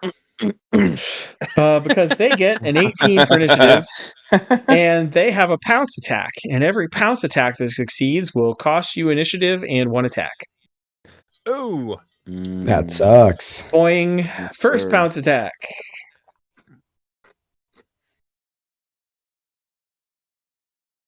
Is going to come in with an 8. You can I can that. parry that. You 'Cause can probably parry that. You could I almost just need not to. parry that. I just need to not get a nat 1. That one. Yeah. What? Well, This is why I don't use electronic So dice. you stand. Everybody sees Sir Matthew stand in the gap, and then promptly go flying back 5 feet as a humanoid mountain lion lands right on his chest. And Sir Matthew's is in the dirt. Your armor, by the way, takes 1 point of damage from the kitty claws. Oh gee darn. So you're flat on your butt, and you're flat on your butt, and the second attacker comes in. that costs me an attack, correct? Yeah, you -1 attack, and your turn order initiative is now 0. So this whole turn order will go, and all of the next turn order will go, and then you can go. Yeah. Yep. So you've been pounced. So next up is pouncing on Yuri. Because to man-eating things, being a manly man just means dinner. Yuri with his 21 strength is an entire buffet. Incoming pounce attack comes in with a 22 to strike. Okay. Ouch. So you I can have- parry with your Yikes. shield. I have a +11 to parry. Yeah, Yes. use that. Yep. You have a decent chance of So fending can him I- off. Can I parry and then counterattack with a shield bash? Is that how that works? You can. You can't counterattack with a shield bash. Oh, okay. Because you only have 1 weapon ready. So at this moment, you can't use your paired weapons because you don't have 2 weapons out. So Gotcha. Okay. just the parry at the moment. Can I just? Oh gosh, can I? It's gonna sound kind of dumb, but just so I Just had parry paired with the weapons, shield. can I just parry and draw my sword? Nope. Or No, no? you can just parry. Oh, okay. Okay. Yeah. Drawing your sword It's takes an only action. yeah, it's only a defensive action right now. You're reacting to his attack, Okay. and then your turn for attacking will be later on. You have to go down the turn order first. Oh, Yep. gotcha. Okay, so this is regular 1d100. D20. No, it's a D20, and then plus your 11. Yep. All right, let's see how this goes. 30 to parry. Nice. Okay. So that the naughty kitty gets a face full of large buckler of large round shield, and lands at your feet. He's as tall as you. Lands in front of you, hissing and spitting. You have not been successfully pounced. But hey, it's all the rage. So the next Kiniger is going to pounce on a warrior monk. Ooh. Incoming attack is a 10. I have okay. I have +8 to parry. So I managed to roll a 4. Be careful what you So say. If you say as long as you don't roll a nat 1. We've heard that before, this fight. 12 to I parried with a 12. And that somehow works. Yeah, sad as that is. It leaps forward, covering a good 20 feet with its supernatural strength, and you bat it on the nose, saying "bad kitty," and it lands right at your feet. And finally, let's hug a warlock. And by hug a warlock, I mean with claws. 11 to pounce on our warlock. You can parry with Fire Fist. Yay! Ooh, set the kitty on fire. Fur I will. So that's a +3 to parry.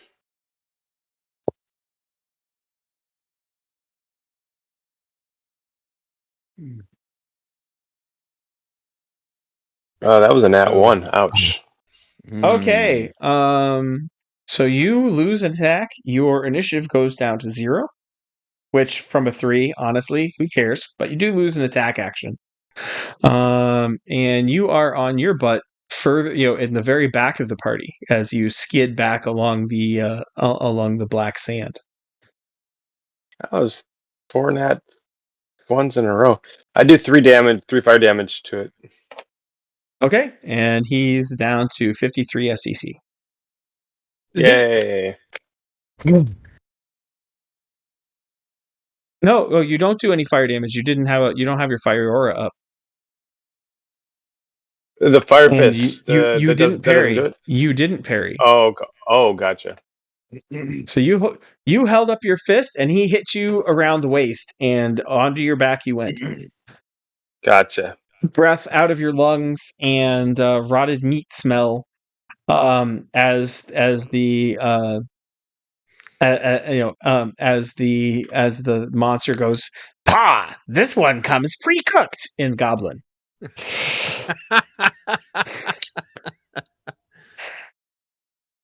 I imagine hearing a big cat speaking Goblin would be unnerving. So, Badger, you have initiative. Okay. Since you are up. This cat that tried to attack me, I'm a smack him. This is the one that tried to attack. Oh, I'm sorry. I got my marching order backwards. There we go. Okay. That's the shape of the fight, as they have broken your line by yay fun battle humping it. Okay. All right. Right. Okay. So I am. Let's see. What can I declare again? Like it's stick power strike. Yeah. Power strike. I'm gonna because I have +5 to strike. So why not? Right. Let's try to get that. Stick the cat in a very not fun place for the cat. Do you only have a +5 to strike? I feel like you're not adding all your bonuses correctly. Well, isn't that okay? So wait, it says Tidewater is a +5 to strike. Is that? Do I need more? Do I have more? Or no? Okay. Well, what do you have from your physical prowess? Let's look at your hand to hand. 4. Physical prowess That's 4. is +4. So do I? So is it +9? So if you look at your spear, did we not? Uh-huh. Did you not update that? So base of 4. Oh, it didn't. Okay. Yep. So your strike should be 4. Your parry Okay. goes up to 7. Oh. That means that's up to 5. That's up to 8. Okay. All right, and then you've got an additional. Then weapons proficiency spear is going to give you another +1. Yeah, so 5 and 8, and then another +2. You have a 7 to strike and a 10 to parry with Tidewater right now. Oh. Okay then. Sweet. Strike and parry at level 1. Yep. Oh. Oh That's yeah, awesome. no. If you guys live to adulthood, you guys are going to be kind of the heroes of legend of this generation. But Right. So, and I need an 18 for the power strike to actually count. So, as I said, I'm declaring the power strike, and I just rolled a 17, so that's a 24. 14 to parry, you will hit. Awesome. Okay, so now this is where I do the damage, blah, da, da, da, da. So that's 5d, so it's 66 because I get an extra d6. Correct. 6d6. Let's see, hack R6 d6 plus 10. what was it? 10. There we go. Cool. Numbers. Boop. There we go. That's something. Okay. He's you hit him in the temple and he staggers a bit, but you don't draw blood or cause any visible damage to him as you strike.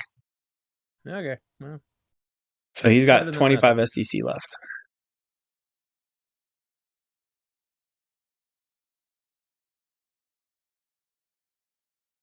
Sweet.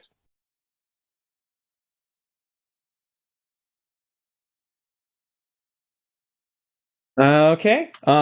Yuri has not been tackled, and so you have an opportunity to draw your axe if you want. It was the axe or the sword? He's got a magic battle axe, the dwarven crafted magic battle axe. Oh yes. Okay. Kinda Wait, I thought I hide had a these flaming cats. sword last time we played. Did Oh you no, have a you flaming do. sword? You do. Yeah, you do have Oh, a you flaming also sword. have a flaming sword. Scarret has the axe. I thought. Oh, is that Scare? Oh, I was looking at Scarret. Yeah, because I didn't. I'm sorry, because I didn't think Rodney was going to be playing anymore. So I'm sorry if everybody keeps thinking that, man. My weekends have just been so just craptacular. Just not a problem. So yeah, we've already got that figured out. 7 is magic longsword. Yeah, so you can draw the fire sword. That's doable. okay. Kitties are flammable. Okay. 1 sword of magic fire, and if these things weren't fairies, they might care, but they're not that impressed yet. Yeah. Appearances are not something they go off of. All right. So Yuri is ready, and we're now down to initiative 0. Scar. Oh, you lose this attack because. I drew. Oh, and we haven't even gotten to the attack that. Well, your Scar is -1 attack because he's on the back. So this is the only attack he's got this turn. You're up. Right. Oh, okay. Scar is going to. 1 second. I want to see for fuel flame. How far do I have to be away? I don't know that there's a minimum range to fuel flame. There, thought that there was fuel flame 190, 300 feet. We are definitely good. He points over with his his ringer bracelet. Toy. He points over with himself and yeah, he points over with his flame blade. So he uses fuel flame on Rodney's sword. Rodney's sword will do double damage for the next. It starts the orange red fire turns blue white, and as the fire intensifies, and it's going to do double damage for what 1 minute? What's the duration on fuel flame? Fuel flame. Let me pull that. That is duration. It doesn't have a time frame on it. It says the magic feeds any existing fire doubling in size. It can affect a 10-foot radius of fire up to 100 feet away. It doesn't have a time frame. Basically, until the sword is extinguished. The GM offers a skeptical look and hits search. I'm just reading the description off of it. Fuel flame is if you go over to the warlock, which is not the one I pulled it off of. I pulled it off of Wizard. Page 193 of the wizard. Yes. Am suspicion. You can be as suspicious as you want. Go ahead and read him. It says for the warlock one, and it triples in size. There's no saving throw. It's just an instant duration. Yeah, I'm going to call that 3 minutes because 1 minute per level. I'm ruling 1 minute per level, and it's a ring, so that casts as level 3. Gotcha. All right, that'll work. I will make a note of that then. Just curious, could I use my demon death blow against these creatures? Why, yes, they're fairies. Nice. Oh crap! Do I have the spirit strike? You do. Doesn't look like I do.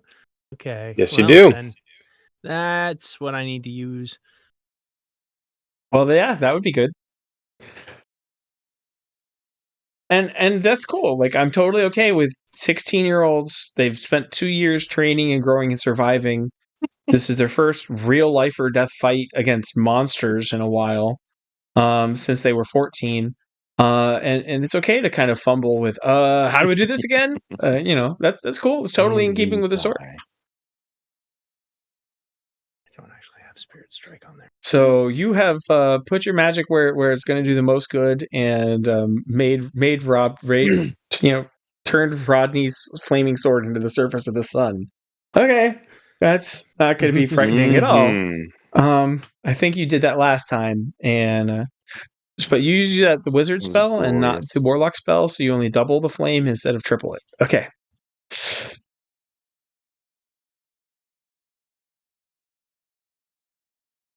I'm still giving you points for being very clever. That's hella useful. And top of the order to the cats again. In a hideous repeat of Hey No Fair, they double pounce on you. So anybody who's owned a cat and seen the cat just like leap straight up just to land back down on whatever it was messing with, that's what they do. Oh. I know, right? Completely unfair. I love it. I get a 19 to double pounce on Sir Matthew. Carry this. I do, definitely. This time you get your shield up, and you haven't been able to stand up yet, but he doesn't like knock the wind out of you again. Yay. I get a 12 to double pounce on Yuri, who isn't called a sir because he's just too badass for those titles. He's not an officer. He kills for a living. I mean, yes. Yeah, I just kill for fun. I wasn't ready for that. Oh my gosh. Hold on, man. That was good. Oh, I just lost my train of thought. Okay, what am I doing? Nothing. My work here is done. Yeah.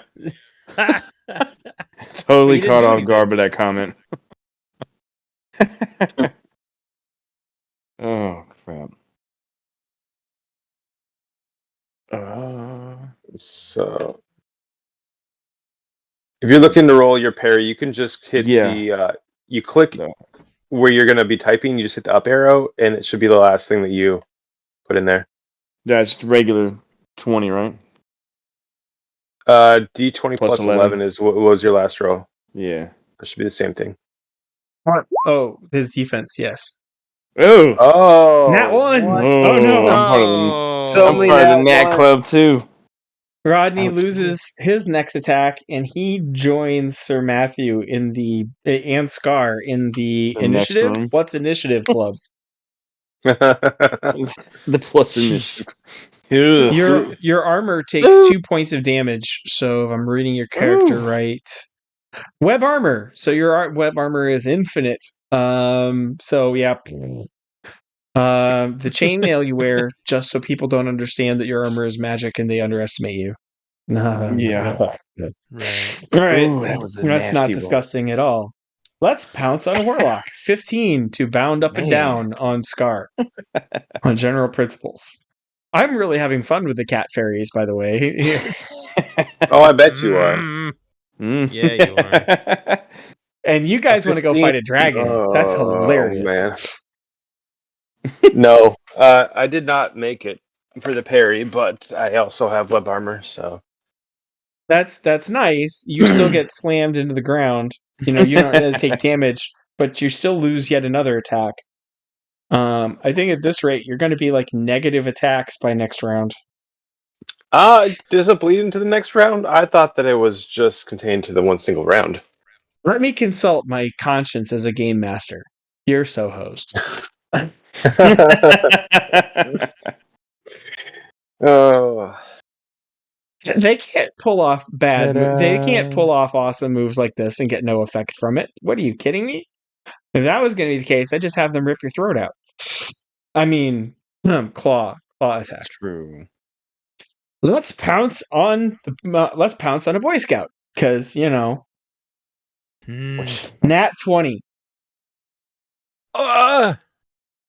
Oh, you got. Oh gosh. All right. Modified 23. Dang. Modified 23. You say? Yeah, I have a call plus 10. that. I just need a 13 or better. Let's freaking go. No, Let's you need. So criticals start at 24. That's like if dodge lightning is a nat 20 or a modified 24. So you need a modified 27 or better before So you need a 20 modified 27. I'm gonna call it modified 28 to parry a nat 20. Oh my gosh! Well, I'll be right All back. right. I gotta check my clothes in the dryer. Give me like 1 second. I This don't is one make of those, that. like, I rolled the thing rolled a jumps 20 16. feet straight overhead to parry, and oh no! Wow, missed it by 2. Yeah. You take 4 points That's of rough. damage and you lose 2 attacks. I lose 2 attacks. Gosh darn it! Dang. Yeah, this is one of those, like, you see a perfect pounce and you're like, no, and then thump right onto your back. So, golly dang. And how many points of damage did I take? 4. 4. Being pounced on is not the thing that hurts. Right, and that's directly to my STC. hit points, or is that STC. STC. STC STC first. Okay, got it. Yeah, Okay. they got to wear you down before they can make you bleed. Great. Today's lesson: teaching the teenagers not to go hiking in the Old Kingdom. Yeah. I'll be coming back.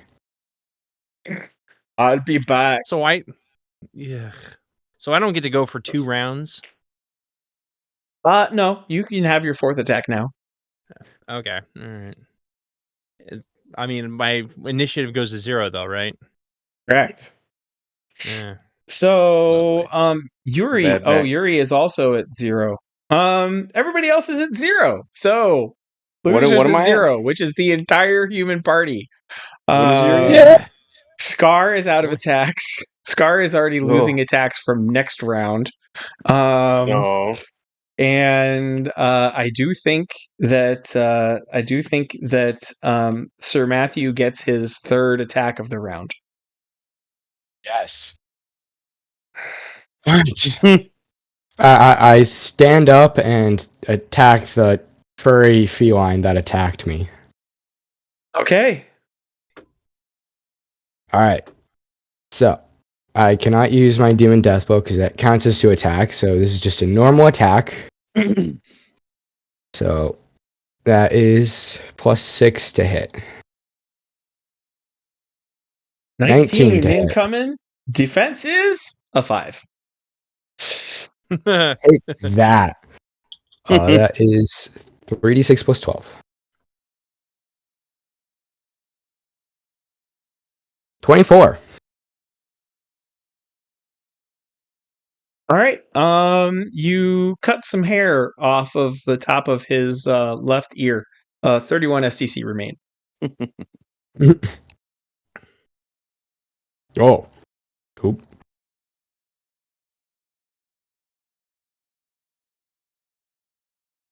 All right. Okay. Yuri. You're back up on your feet, and you have a flaming sword, and I think you have one more attack. Okay. All right. Like the kitty on fire. Yeah. Mhm.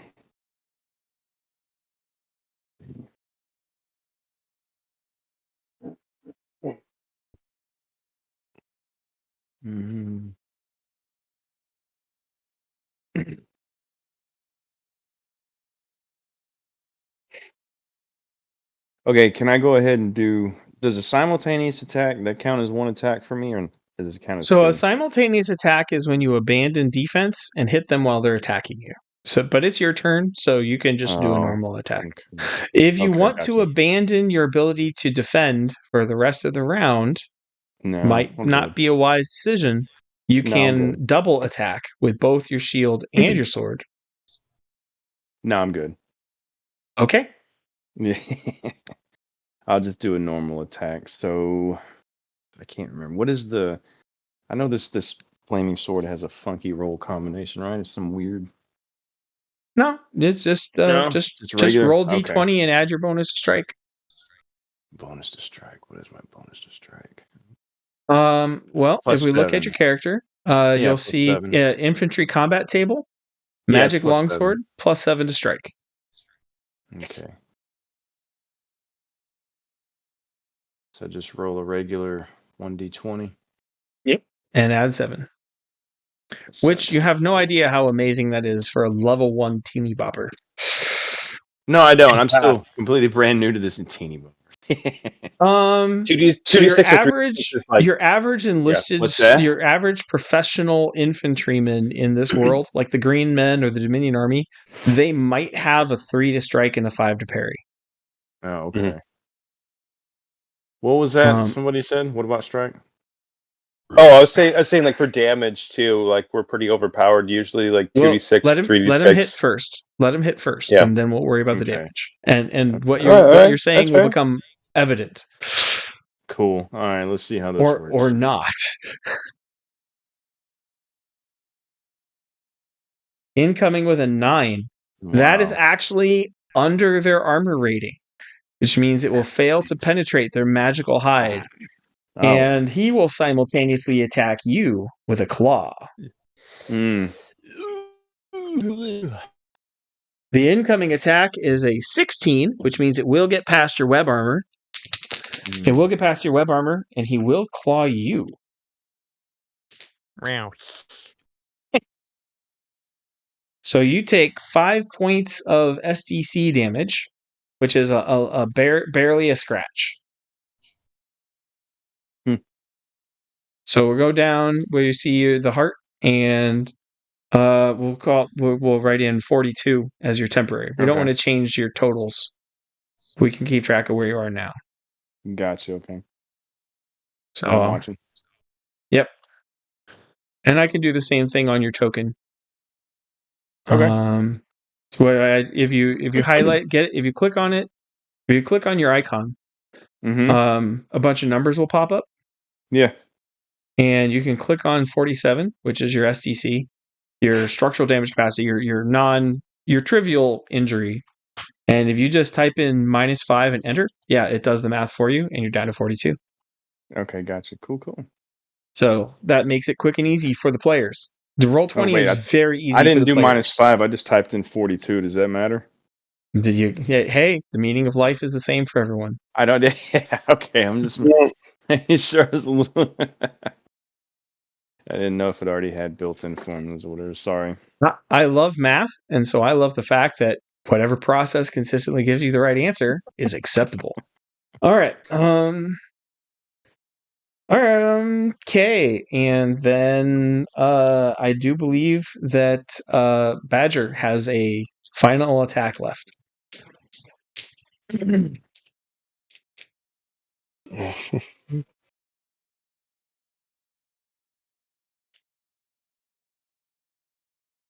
Which would be Rosebrook. All right. So I'm attack this cat that pounced me again, or at least successfully pounced me. And I'm declaring Spirit Strike because this cat has ticked me off. Spirit Strike it is. You dig into your inner supernatural reserves, channel your supernatural energy through your spirit. No. Okay. Channel your magical energy. And did you nat 20? I nat 20'd. Oh gosh.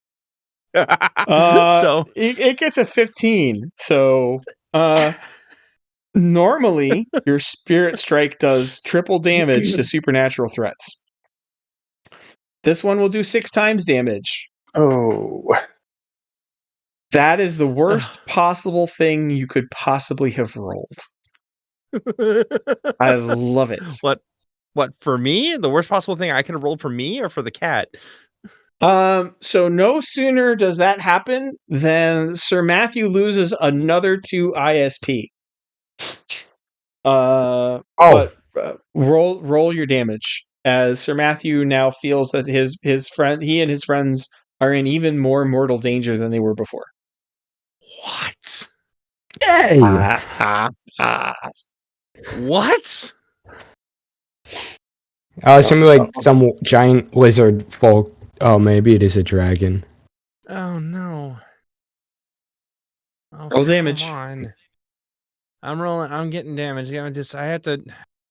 Okay, so I have to do what? Like 5d6 plus 10 times 6?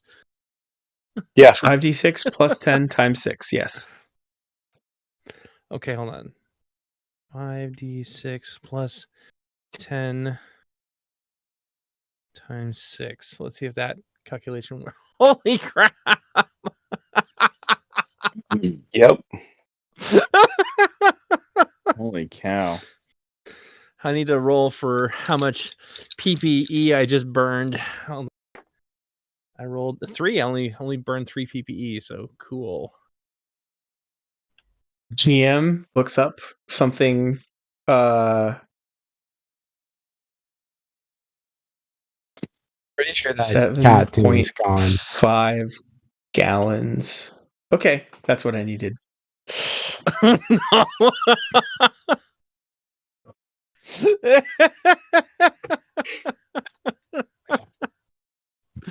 I think I just vaporized it. So, turns out the average body contains about 7.5 gallons of water when liquefied by an overachieving do-gooder.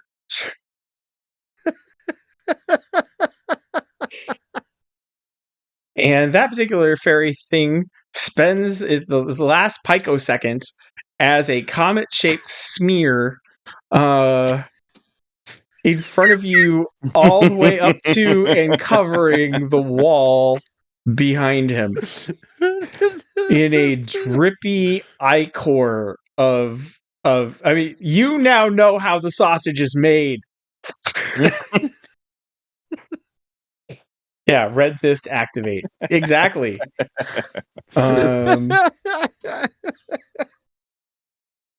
Wink, wink.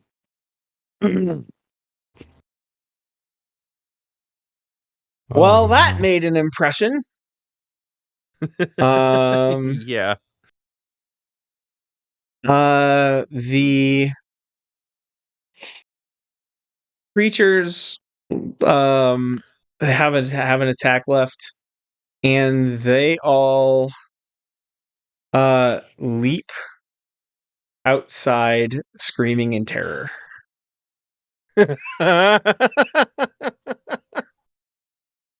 We're so host. No. As you guys stagger back to your respective feet, this 10-foot by 10-foot area, well, this smear, this cone,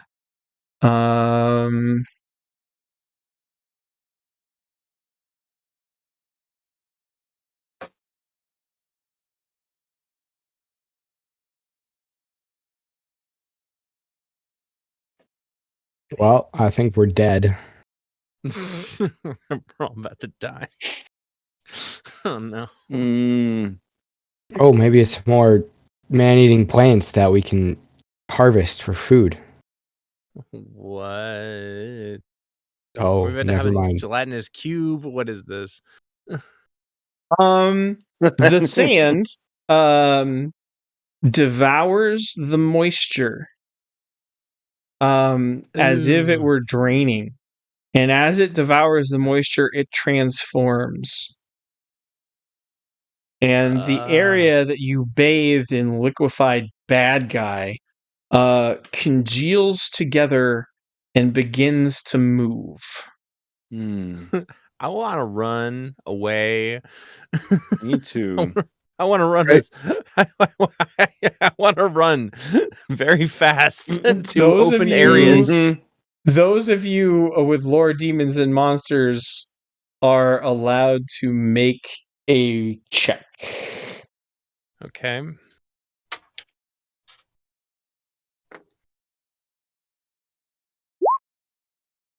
Nope.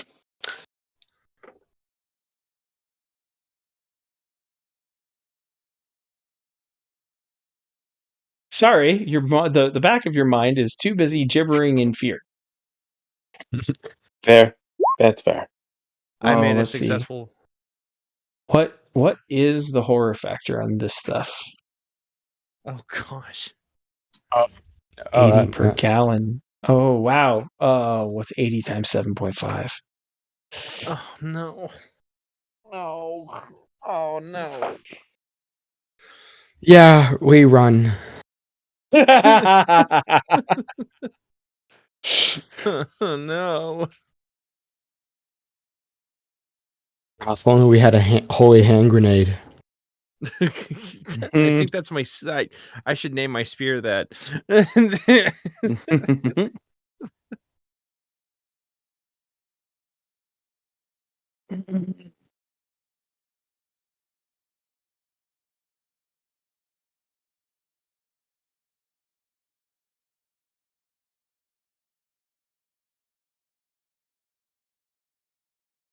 Okay.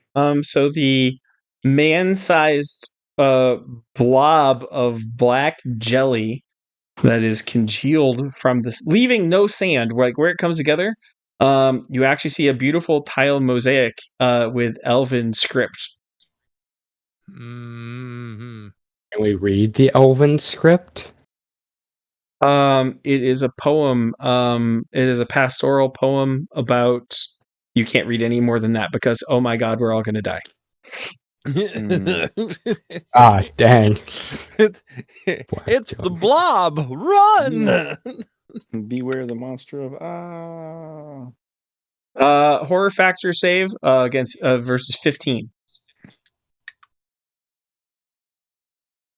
Oh, for all of us? Dang. Hmm. Only those of you who can see the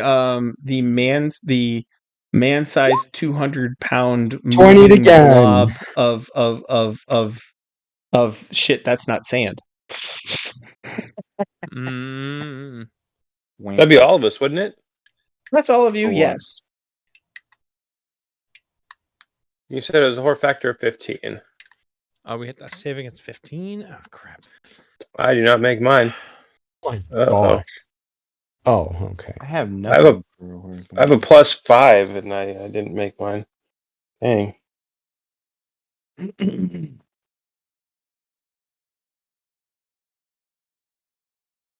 Mhm. I saved against it.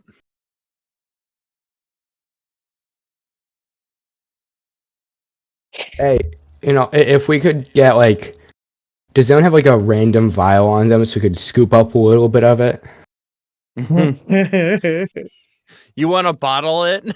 Yeah, it's an alchemist will pay And- 1,000 per ounce. and do. Oh, I mean, okay.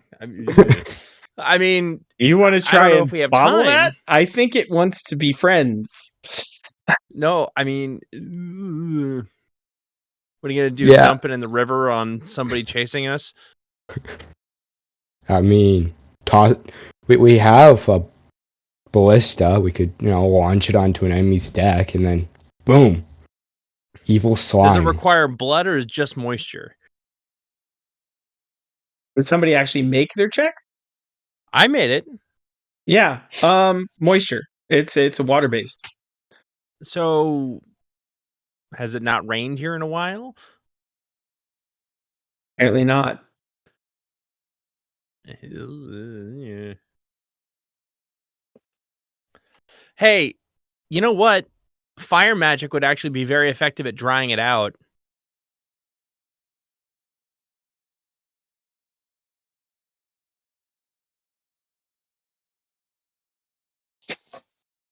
Somebody has a flaming sword, somebody has, fire fists. So I'm gonna roll 1d4 to see who it attacks first. Mm.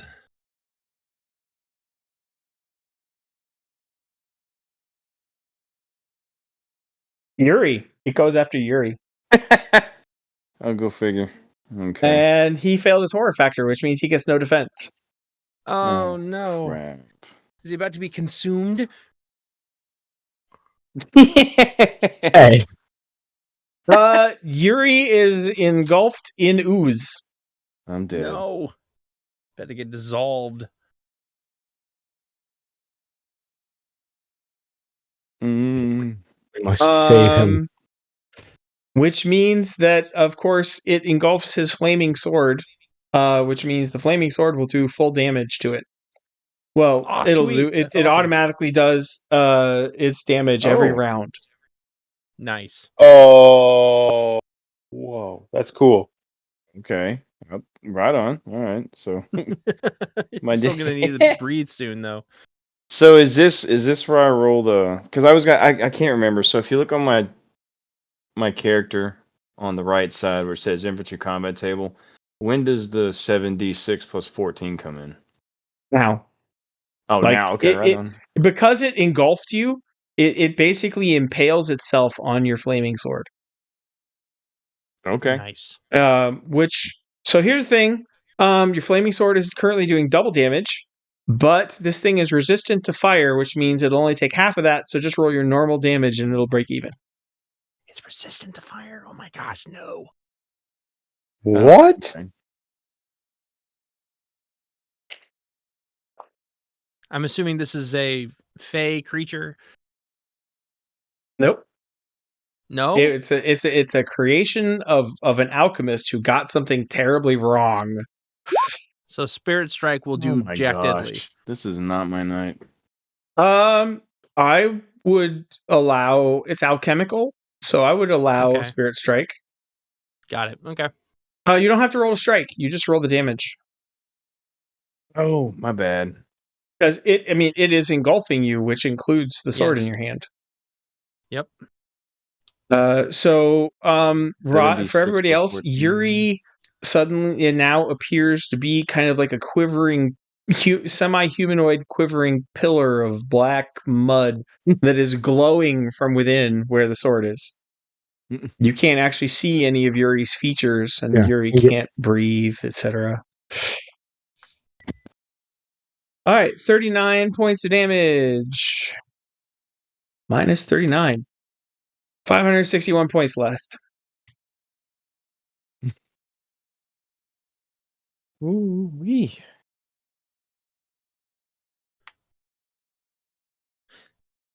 Since this is a new round, did we roll for initiative? It just wins. I thought everybody. You can roll for initiative. I think everybody else failed their horror factor. Yeah. Oh. Mm. Oh, yeah. Smallville got I guess. another nat 20 on horror factor. So you and Smallville can roll. Okay.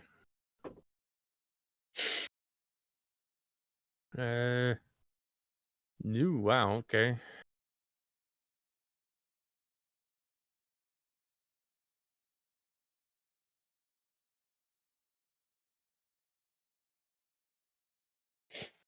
Did you say that the flaming sword, it did it 76 plus 14, but it didn't do double damage? It does double damage, and the black jelly takes half damage from fire. Oh, gotcha. So it evens out in the wash then.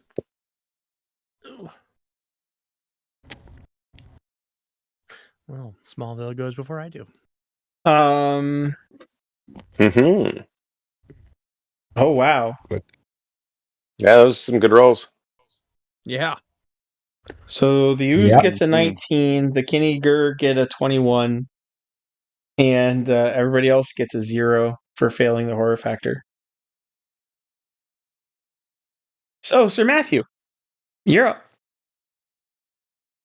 All right. I'm gonna use my demon death blow on this thing. Okay. Nice. Which, yep. So it automatically penetrates the creature's natural armor rating and inflicts full damage. Yes, good. Does burn what? 2d6 STC? 2d6 PPE? 3d6. 3d6. Okay. And counts as 2 attacks. So your sword glows, sword glows with the power of your will, and you take a swing. It's an ooze. It's not like it's going to parry. Right. That will be 30 damage. Okay. 531 hit points left. That's 12 PPE. 500 something? Creature's body cannot. Yeah, 500 something. For 1d4 hours. Wow. Disgusting. And now my D20 seems to have disappeared. We may be looking at our first character death quite easily this fight. Probably. Oh man. Yikes. This round, because he's completely engulfed, the ooze does 1d6 times 10 damage. Yikes. So, Yuri takes 40 points of damage as he's slowly digested. He's down to 2 STC. Oh my gosh. Well, it's simultaneously suffocating him and eating him alive, so it's like coming up his ears and nostrils and chewing as it goes. Yeah, no, it's bad. That's really bad. All right, I'm going to declare a spirit strike and I'll see what I can do to... Oh gosh. Let's see. That is a modified 18. Okay, you do triple damage. Mm-hmm.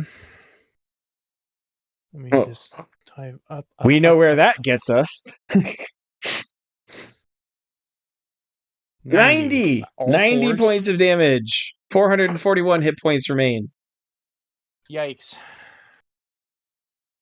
There's a chance Rodney might survive next round.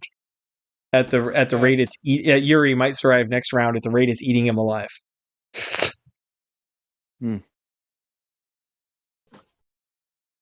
We will save him.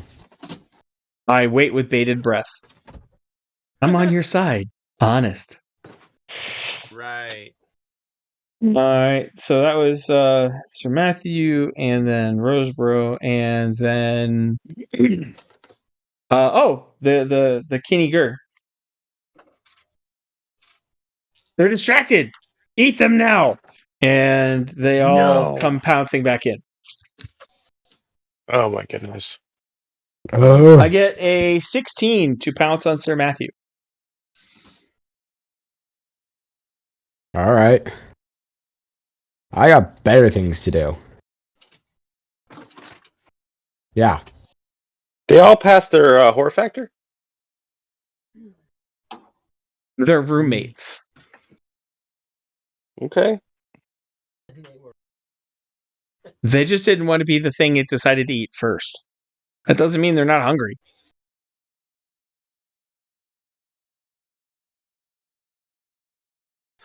Oh, I'm short a monster. So the next one, oh no, I'm not, because none of them are going to jump onto Yuri. I get a 9 to pounce on Scar. Scar will simultaneously body flip throw. Where are you going to body flip throw? into the gelatinous. Can you lift 180 pounds? 130. It's not a matter of lifting. You It's can't a matter throw of him. redirecting. You can trip him, but you can't throw him. Is he not pouncing at me? Can I not redirect that? No. Oh, I will allow it. Yes. I will allow it because he's already hurtling through the air. I will allow it. All right. But this is simultaneous. That means you're all going into the ooze. No. Yeah, you're going with him. What? Oh, no, he's pouncing at me from an angle that's not going to put me in there. It'll put me adjacent to it, but it wouldn't put me in. It'd knock me back as I'm knocking him You're over. simultaneously attacking. You're not defending or dodging, which means his pounce succeeds. He lands on you. Since you decided he's going in the ooze, so are you. son of a. I'm throwing him, though. Yeah, Oh my and he's gosh. grabbing hold of your wrist, and you're going right along with him. Oh my gosh. If I get a higher value than him, can I avoid that? No, because you simultaneously attacked instead of defending. And you get 100 points for quick thinking, useful or not. All right. And now, the ooze is really growing. Oh no. Oh no. So ooze damage for those who have just thrown themselves into the ooze. I'm also going to do my 3d6 damage for what I did to the... Yeah, yes, by all means. All right. Oh crap. It was a brilliant plan in theory. This is one of those Buffy the Vampire Slayer moments where somebody pops up, goes, "Works in theory," and drags you kicking and screaming out the door. That is a beautiful moment.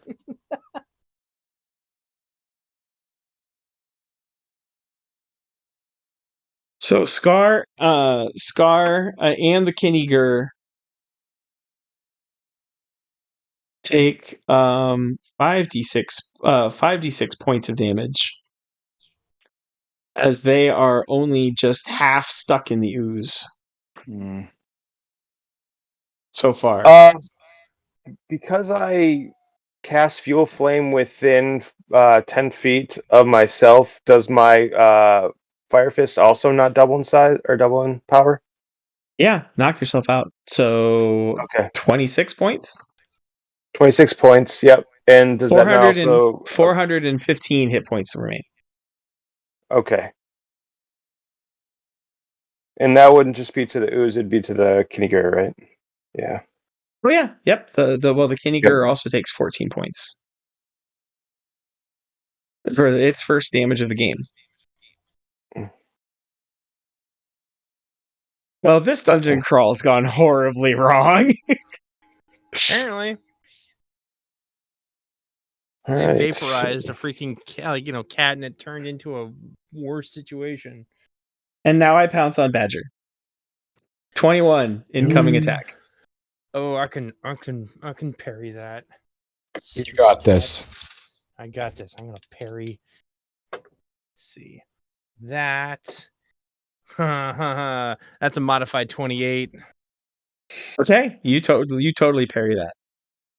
Mm-hmm. Second attack, Sir Matthew. All right. Well, your third and final action, but Yep. I can either attack the creature attacking me or attack the black jelly.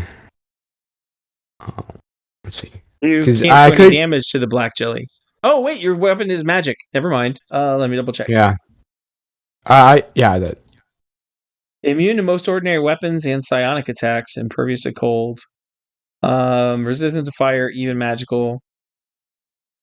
Oh no! What about- magic attacks? Magic attacks look like they'll do full damage. So go magic sword. Yep. I could also just spit lightning at someone. Let's see. I think I'm. That might. Oh, okay. Did you want it? You can cast lightning. No, wouldn't that electrocute everyone inside the jelly? Yeah, that's why I'm not doing it. I would cast it at one of the. Come on, attacks. Rose Bro. I was gonna have so much fun. Give me points for deductive reasoning, damn you. I'm giving Kristoff points for 50-50, and then I'm giving Rose Bro 100 points for probably saving Scar's life. Right. I'm gonna just attack the jelly with my sword and not Magic cast sword lightning on to it. jelly. Insert as needed. Yeah. Okay. I guess just roll damage, I guess. Yep. I not 20'd actually. Oh, Double sweet. damage. So roll double damage. I will take that. It's plus 12, yes. 42 points of damage, and that's my third attack. 373 hit points remain. Ouch. I take that. I need to roll big. I need another nat 20 to really spirit strike the crap out of this ooze. Yes. I We would got love this. it if I can. Yeah, I would love if I can get another nat 20. Is it my turn, Bruce? It is in fact your turn. Okay, just verifying. All right, cool. Let's roll. That's a modified 26. So I don't get triple whatever, but I do get. You do get triple damage from the spirit strike.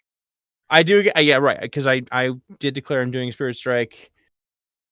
So 75 is nothing to laugh at. Yes, the ooze has 298 hit points left. Oh my gosh.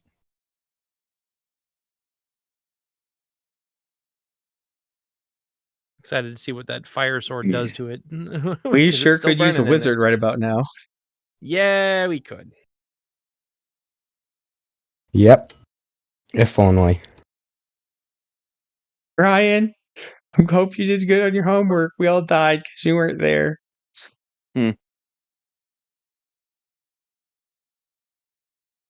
Oops, did I put that on YouTube? Anyway. Yeah. Now I know what you meant when you said I wasn't playing anymore. Oh no, we can make you another victim. I mean character. Ugh. Really? It's a new character every time? Yeah. Yep. Unless they resurrect you somehow. Let's just say that Ooze doesn't leave a whole lot left for burial. Oh man. Well, we don't have to worry about the undead king in that scenario. There is a non-zero chance. There is a non-zero chance that they would be able to resurrect you. Right. Get us a Lazarus. Yeah. Hey, it's not. We can make like he's a bard. You have to show Rodney that movie. Which one? Gamers 2, Darkness Rising. Oh gosh. Hide behind the pile of dead bards. Yes. It's not optional, Roseboro. You have not loved Rodney as your brother in Christ if you do not expose him and any of his friends over the age of like 12 to that movie. Binding men's consciences. I have no authority. I'm just offering my layman's opinion, Elder Roseboro. I know that you found it a blessing and a joy and a delight, but if you want to deprive Rodney of that, then, that's between you and the Lord. Uh-huh.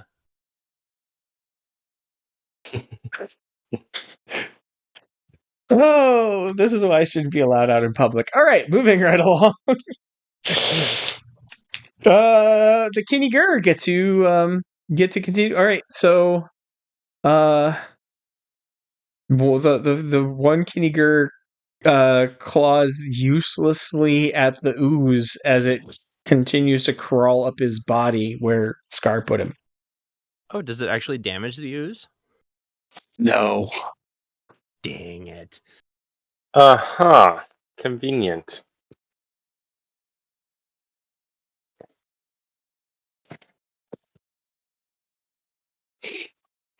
And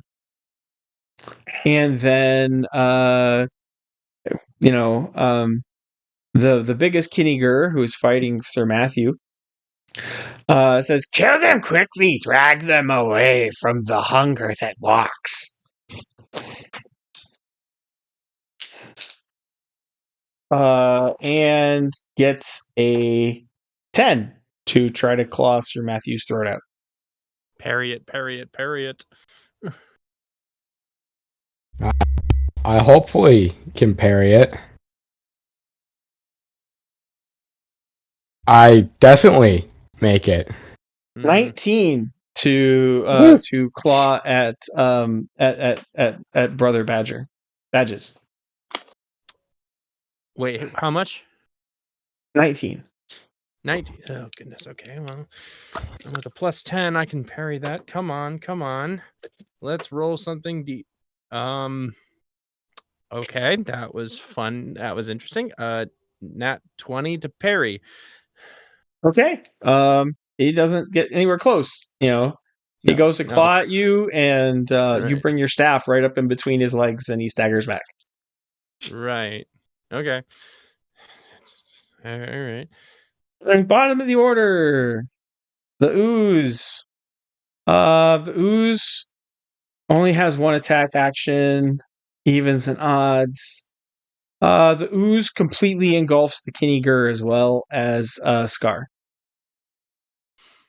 I mean, as well as Yuri. Scar is only half buried in the ooze, so he's still got his flaming fist free, and he can breathe. Okay. Is my Flies the Eagle ring able to pull me away from the ooze? No. That would be cheating. Well, let's see. What's your physical strength? My physical strength is 13. Yes. Yes, you can pull yourself free of the ooze. Oh yeah. Okay. You did fail horror factor, so wait, you can't. You only have 2. Do you have 2 or 3 attacks per round? I have 2. And you lost one to horror factor, and you use the other one to simultaneously attack the Kinnigur into the ooze. Oh. Yeah. Yeah, you're right. Well, that was it then. Yeah, you are in trouble. All right, Sir Matthew, I think, is out of attacks.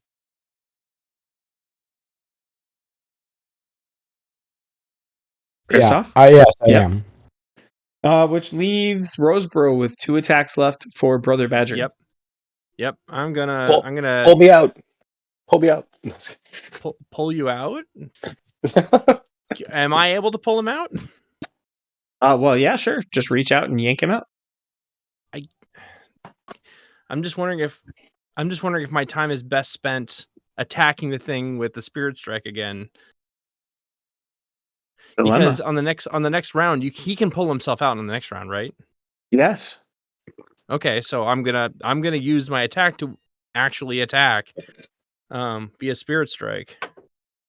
That's a modified 26. So I get another 5d6 plus 10 times 3 because spirit strike. So 78 damage.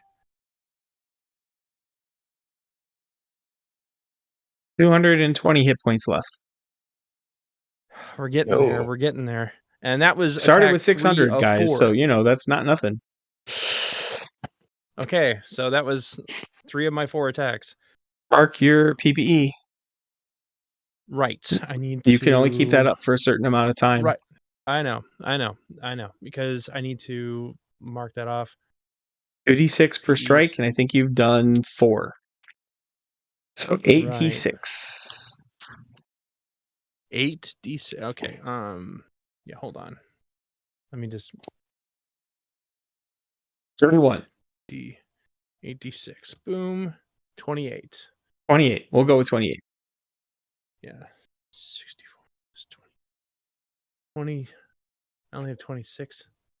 Oh gosh. I only have. Yep. I have 26 PPE left. Okay, cool. Man, that was hefty. Okay, anyway, that's fine. Yeah, I'm making headway. All right, so that's the end of my third attack. Fourth attack. No, that was my third attack. Yes, it's now. Sorry, now McKinney Gurr. Have a fourth that's attack. what I thought. Yes. All right. Claws for Sir Matthew. 22 to strike. Can parry that with a 30. Very nice. Nice. Claws for brother Badger. You know how often I want to say Brother Borden. Yes. Right. Brother Badger. 18 to strike again. Okay, that's modified 22.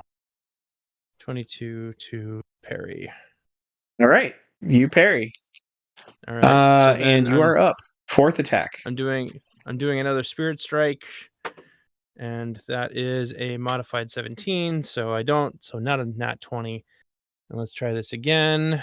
Let's do that much damage. That's awesome. I'm rolling my 2d6, which is only 7. So 19 PPE.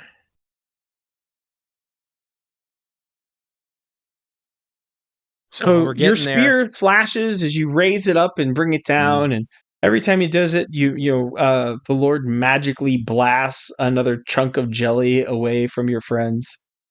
Mm-hmm. Yeah, awesome. That means that Scar should have an easier time getting out then. Oh, well, I'm not that merciful. All right. Okay, never mind.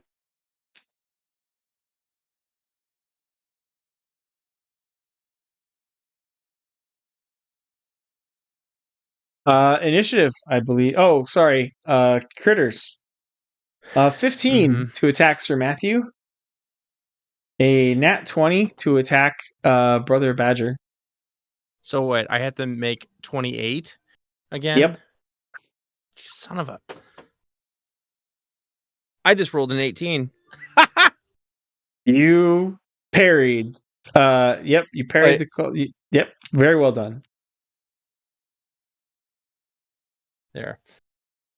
That was really impressive, and would look incredibly cool in a kung fu cinema. As your staff whirls and your spear whirls and smacks as you hold the determined murder kitten away from your face. Right. Sitting here expelling so much PPE to try to kill this ooze.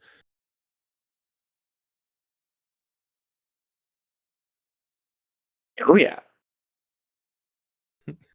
Trying to save you guys, I swear.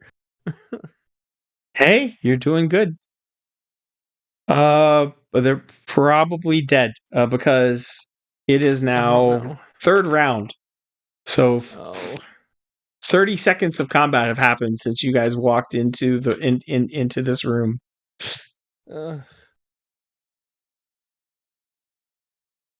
Yay. Roll for initiative.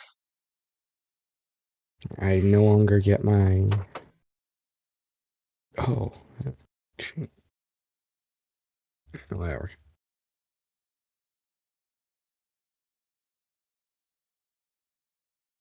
$17.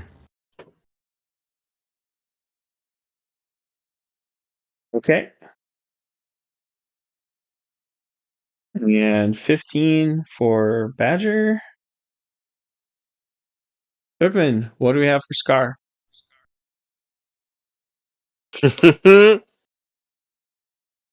And Rodney, what do you get for initiative for Yuri?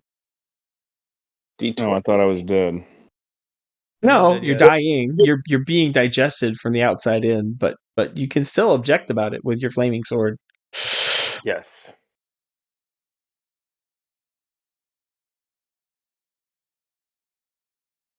$18. Nice. Okay, We have the it down order to- is Kinniger, Yuri, Sir Matthew, Badger, then the Ooze, then Scar. There's a chance. There is a chance. Oh man. I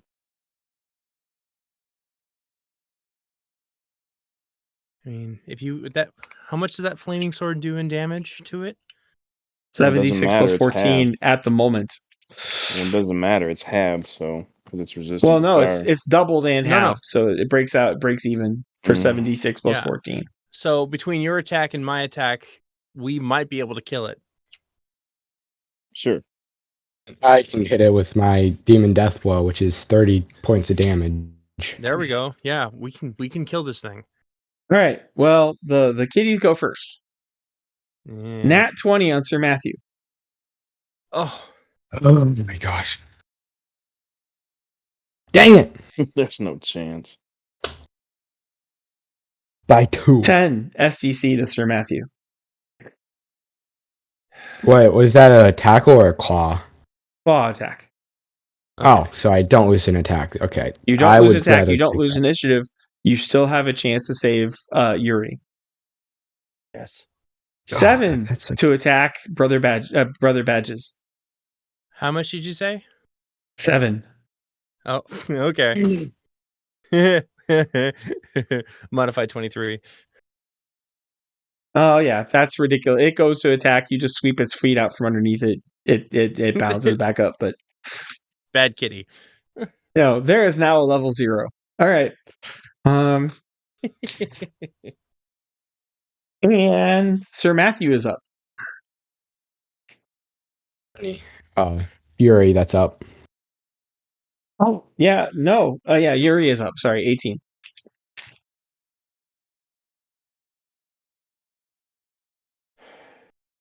$11 to strike. You fire, so you hit. It doesn't really defend. Mm-hmm. Yeah, roll that damage. It's not thinking or alive as such. It's just hungry. More like a jellyfish. Mm-hmm.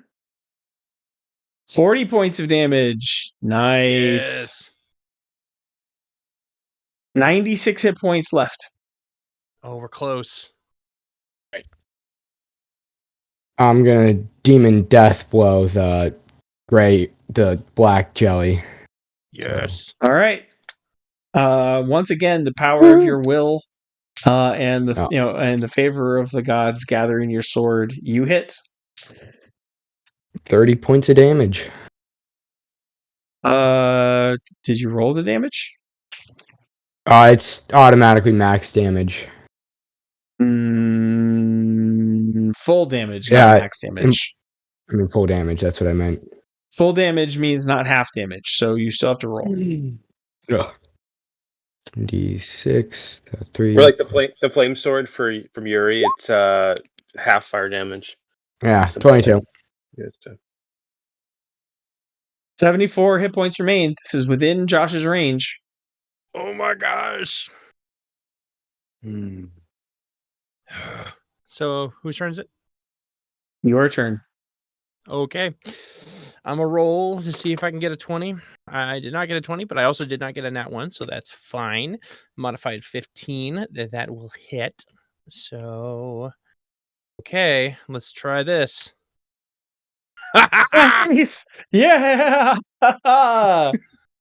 And the final flash of supernatural power, you blow a spray of alchemical sand back across the room, freeing Yuri and the Kinigur before they can take 1d6 damage, like instants before they would be digested alive. Oh my gosh. I already calculated how much PPE I burned on that one. So I burned 7.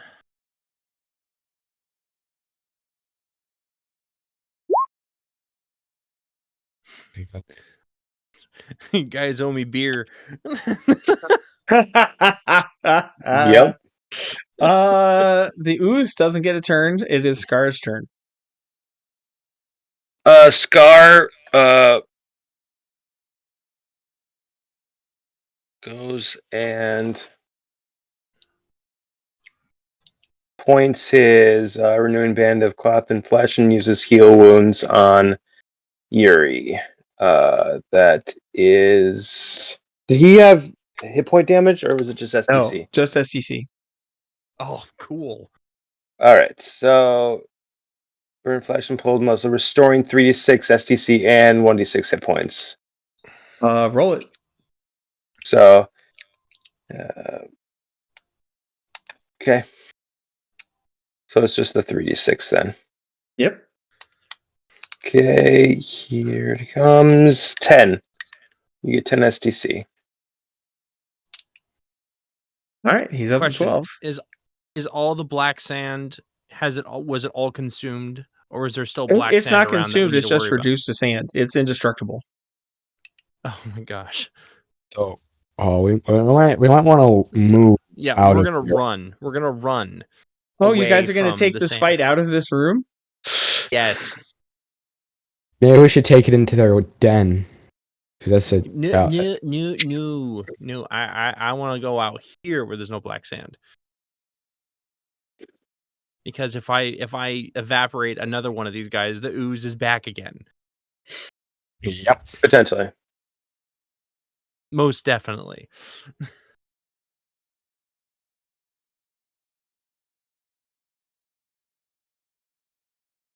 We can't even spit on the ground without it being a problem.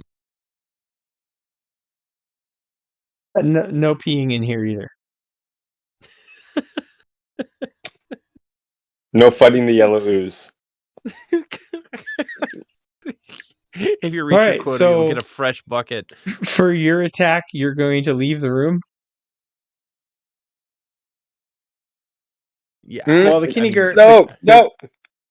What are you doing? Do what you want to do. Oh, you healed him. It is top of the order. The Kinigur get to eat you. Not if I have anything to say about it. Yeah, well, eating Sir Matthew. I get a 6.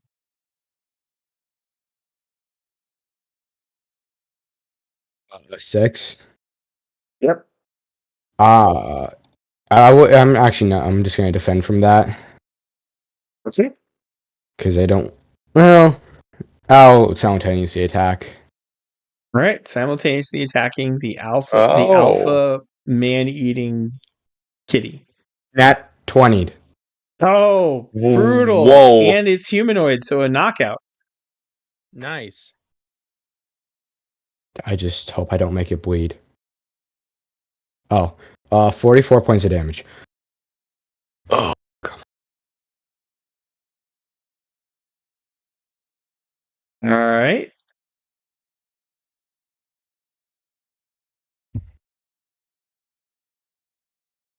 Oh, and then I roll 1d4 for rounds it's knocked out. Yep. Dang. It falls. It's not bleeding, but it falls headlong along the black sand and lies unmoving. And the sand beneath it begins to quiver. Oh. Mm.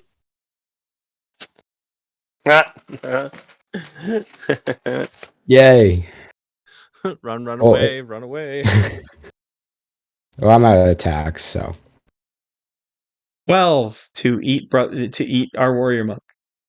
I'm gonna say a no with modified 28. Yep, definitely stops him. oh, Bruce, you need to roll the damage for me. Your armor takes 7 points. Okay. Okay, this Kinniger runs screaming down the alley. Runs screaming in Goblin. Can I simultaneously attack it with a body flip throw? Yes.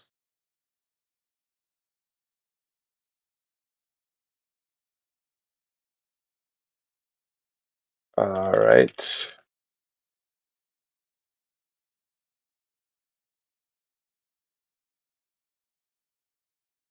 Okay.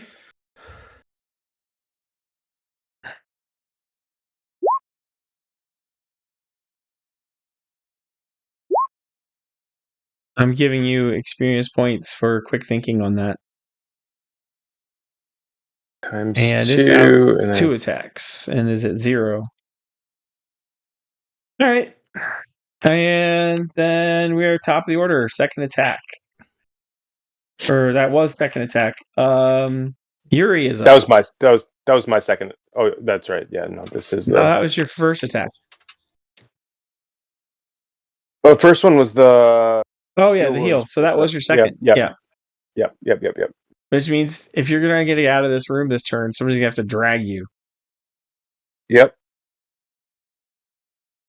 I'm looking at you, Rosebro. I'll drag you. I'm currently half blind, so it's not a huge concern. All right, Sir Matthews. Sorry, Yuri's up. What are we doing? Running away? I mean, that's what I want to do. Like Well, anywhere that's fine. outside of the black sand, just anywhere out here, in my opinion. Yeah. What do I got to do that? Just say you're running, You just Okay. run away. Yeah, just say you're moving and and then pick somewhere about in here. Are you sure you don't want? You sure you don't want to stab the unconscious dude with your sword? unconscious No, I'm dude good. has the sand shifting Yeah, beneath him. make He's him gonna get bleed. consumed. It's no. It's a flame sword. It cauterizes. How do you not know this? It's literally It's made out of fire.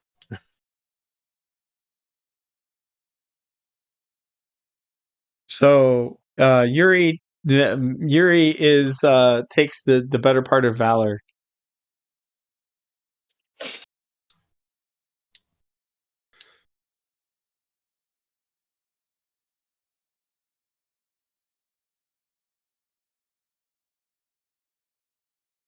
All right, whose turn? Sir Matthew's turn.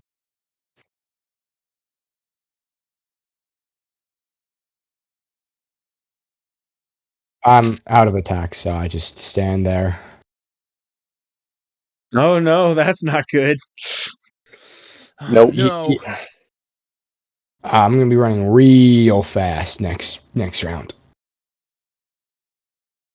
Okay. Brother Badger's attack. I'm grabbing Scar and running, dragging his butt out here.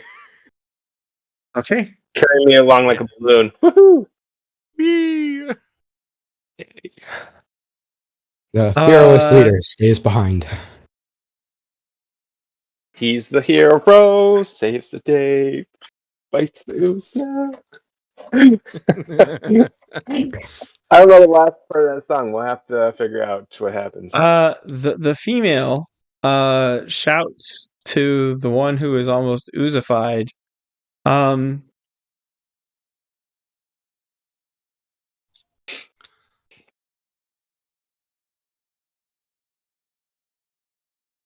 We get dinner. You get Shanaba.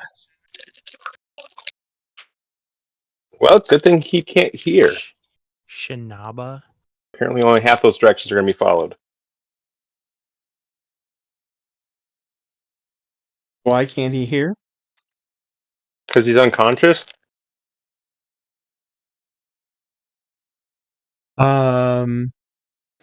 Well, she then pounces on Sir Matthew.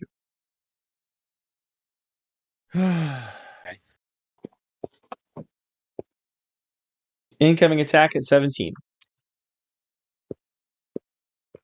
Parried. Nice. Haha! Runs. That one can't run out of attacks, you said. No, you did his third attack. He has 4. Oh, gotcha. All right. Shinaba! Shinaba!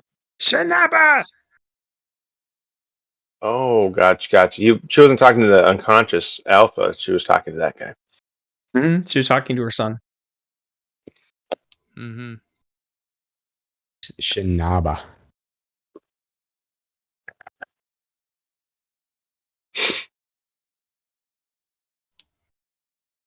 Okay. Sir Matthew is out of attacks. Yuri has an attack left. One action left before we pass the 45 seconds of trouble mark. Mm-hmm.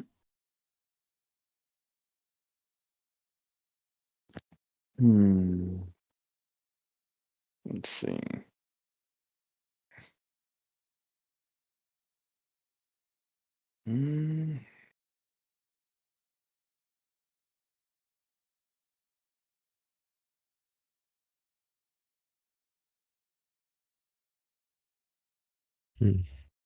Just like character-wise, what would your 16-year-old warrior who was recently eaten by the floor want to do at the moment? Probably. I don't know. Heal myself. Okay. Yeah. Bioregeneration I takes a 2-minute trance. You probably don't want to sit down and go No. right here. No.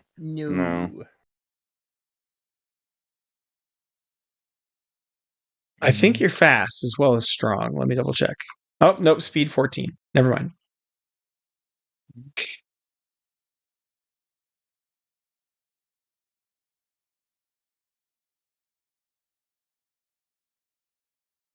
Which it'll be at 15.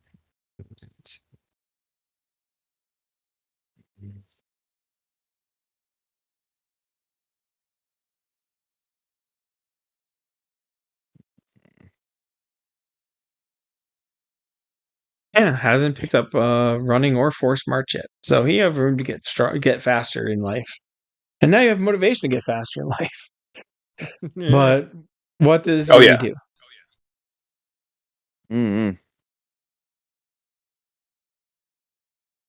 Okay, you can pass turn. That's okay. Yeah, I'll pass.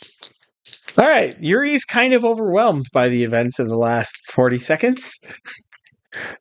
And is trying to figure out what the heck. Like, honestly, man, what the heck? All right.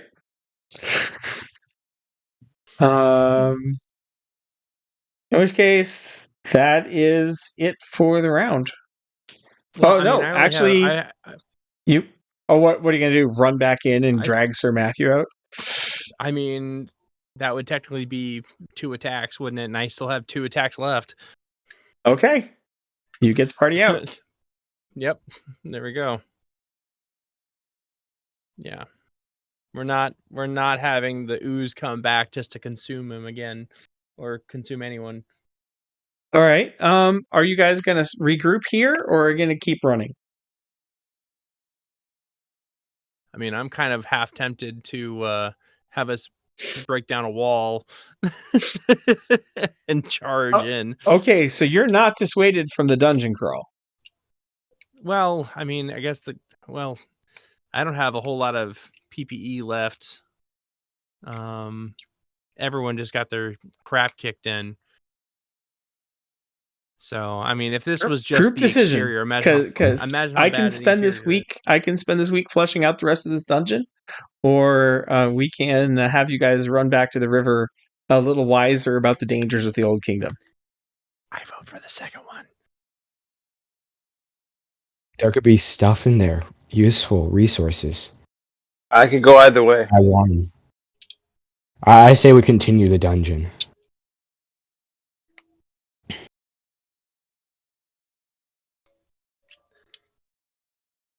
I would say I would go for invading the dungeon if we had a wizard on hand. Yeah, that is true. Okay, who wants to help Ryan with Calculus 2 homework over the week? Dude, I can't even Not me. calculus 1. Great, so me basically. Yeah. I haven't done probably. advanced math in like 12 years. I'm so rusty. Don't worry, it's better to be rusty than completely incompetent regarding the subject matter. Okay. Yeah. So the plan is you're going to regroup and then hit this dungeon again. Hit the manor again, the abandoned manor again. Heck yeah. Yes. Would your opinion change if a dragon came up the stairs? Yes, we would run to the boat. Run. Maybe like splash some water on the black jelly and run. I wouldn't splash water on a ticket. I'd just piss on it. Oh my gosh. You now know what you're pretty sure that's Shinaba. It's just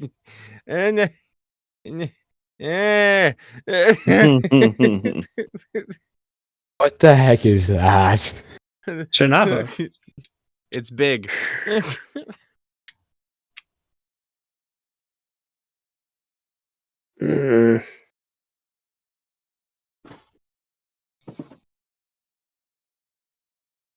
But there's an outside chance if somebody helps carry Yuri that you can outrun him.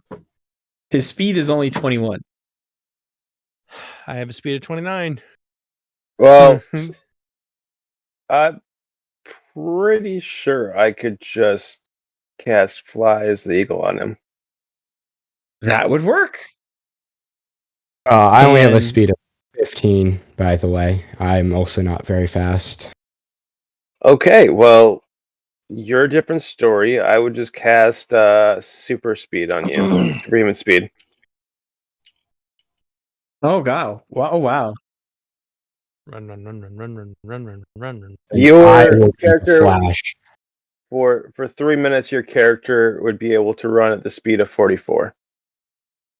About 30 miles an hour. Okay. Without fatigue. So I'm giving so Cookman just saved the party. And Rosebro saved the party. Everyone else is very, very brave. You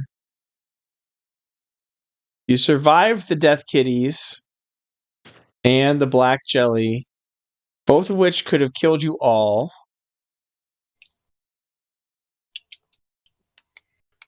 So even though you didn't win, there's a fairly large amount of XP today. Sweet. I think Rodney, kind of getting used to it, didn't do a lot of role playing or as much interaction, but that's okay. You know, early days. I gave you points for role playing for loading Flash, points for courage in the fight and both the Death Kitties and the Black Jelly could kill everybody, so those were each worth 300 points.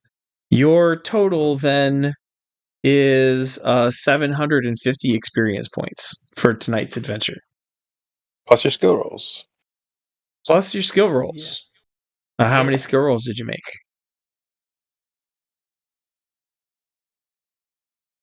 I only had 5.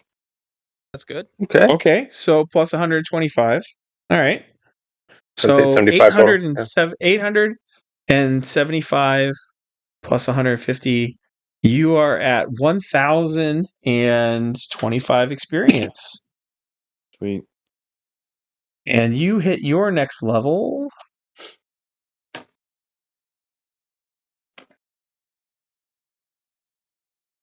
Mercenary warrior. at 1,900. Right on. Yeah, that's actually a nice low number. Yep. I want you to make a save versus insanity. Who, me? Well, you were simultaneously blinded, smothered, and had something coming in your mouth, up your nose, in your ears, and at your eyes. In addition to the other 2 holes, attempting to dissolve and eat you alive at the same time. Mm. We're gonna So rate basically- that fairly high on the stress meter. So Yeah. basically the IRS. So you roll a d20, you have to get a 12 or higher. Gonna say. Oh, no. Oh well. So I have Wait, to do you make have any- do you aspects have to any- kind of describe you. So I'm gonna go. We're gonna Did you have add any one of your bonuses? aspects is No. now Screwed this. other badass, and slightly claustrophobic.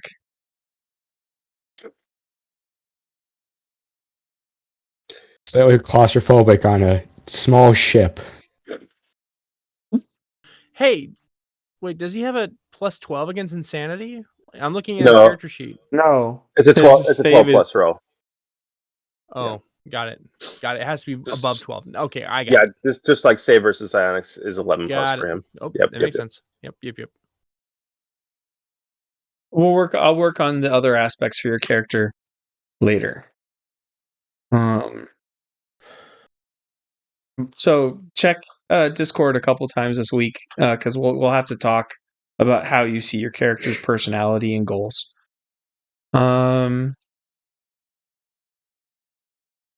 Let's see. All right. So that was Rodney.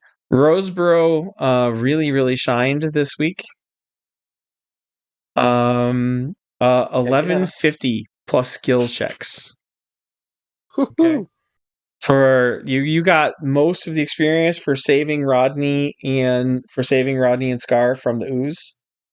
Okay. In addition to some good judgment and quick thinking. Awesome. That puts Kristoff played very and of course that's in addition to your skill checks. Kristoff played a very stalwart game today, right? Lots of bravery, some playing in character, did get Flash on board, got some experience for that. He's walking away from tonight's adventure with 950 experience. Nice. Cookman also shined very bright, probably the MVP of the night. Even though he didn't do as much damage, he did a lot of problem solving in basically every game, every scenario, or playing in character. So he just kind of racked up points every time I was keeping track. Nice. So he got 1250 plus skill checks. Nice. Oh, what? Dude, I'm going to put this on YouTube. Go back, listen to him contributing, thinking, solving problems, playing in character, making critical decisions, making good judgment calls. Even if they aren't good judgment calls, like the body flip throw that went wrong, it was quick thinking, which also gets you experience points, and it was clever, right? So there's a category clever thinking, wise or not, basically, or quick thinking, clever or not. And then he enabled everybody he saved the party with his gear. He saved the party from the beast dragon. He also gets the same amount of points for the death kitties and the black jelly. That's why that's how you get experience in this game. It's participating, thinking, talking, playing a character, making good decisions, or quick thinking, And this is why I think that's the most experience I've ever rewarded in a single game session. Wow. Because you get points for saving the party. You get points for the big. He saved the party. That's 300. The fight was 600, and the rest was just constantly being present and thinking and solving and contributing to the story. So yeah, All right. I think you just like you've got the highest experience award in living memory from me. Good job, and on top of a lot Well, of skill thanks. checks. Yeah. So I imagine you're probably close to 1400 on that. Do you know what you need for level 2 as a wizard? Level 2 warlock? Level 2 warlock. I'm going through the warlock right now just to see what I happening with also everything. leveled up. Yeah. You hit level 2? Nice. Yeah, I did. Are you Cookman? Are you a level 2 fire warlock? I am now level 2. Yeah, I'm over 3,000 experience, and I hit it at 2,100. Nice. Yeah, I know. I feel really good about that. So while everybody's still awake, I'm going to stop the recording. We'll work on. I'll double check. I will double check the level ups in case there's skill checks and stuff.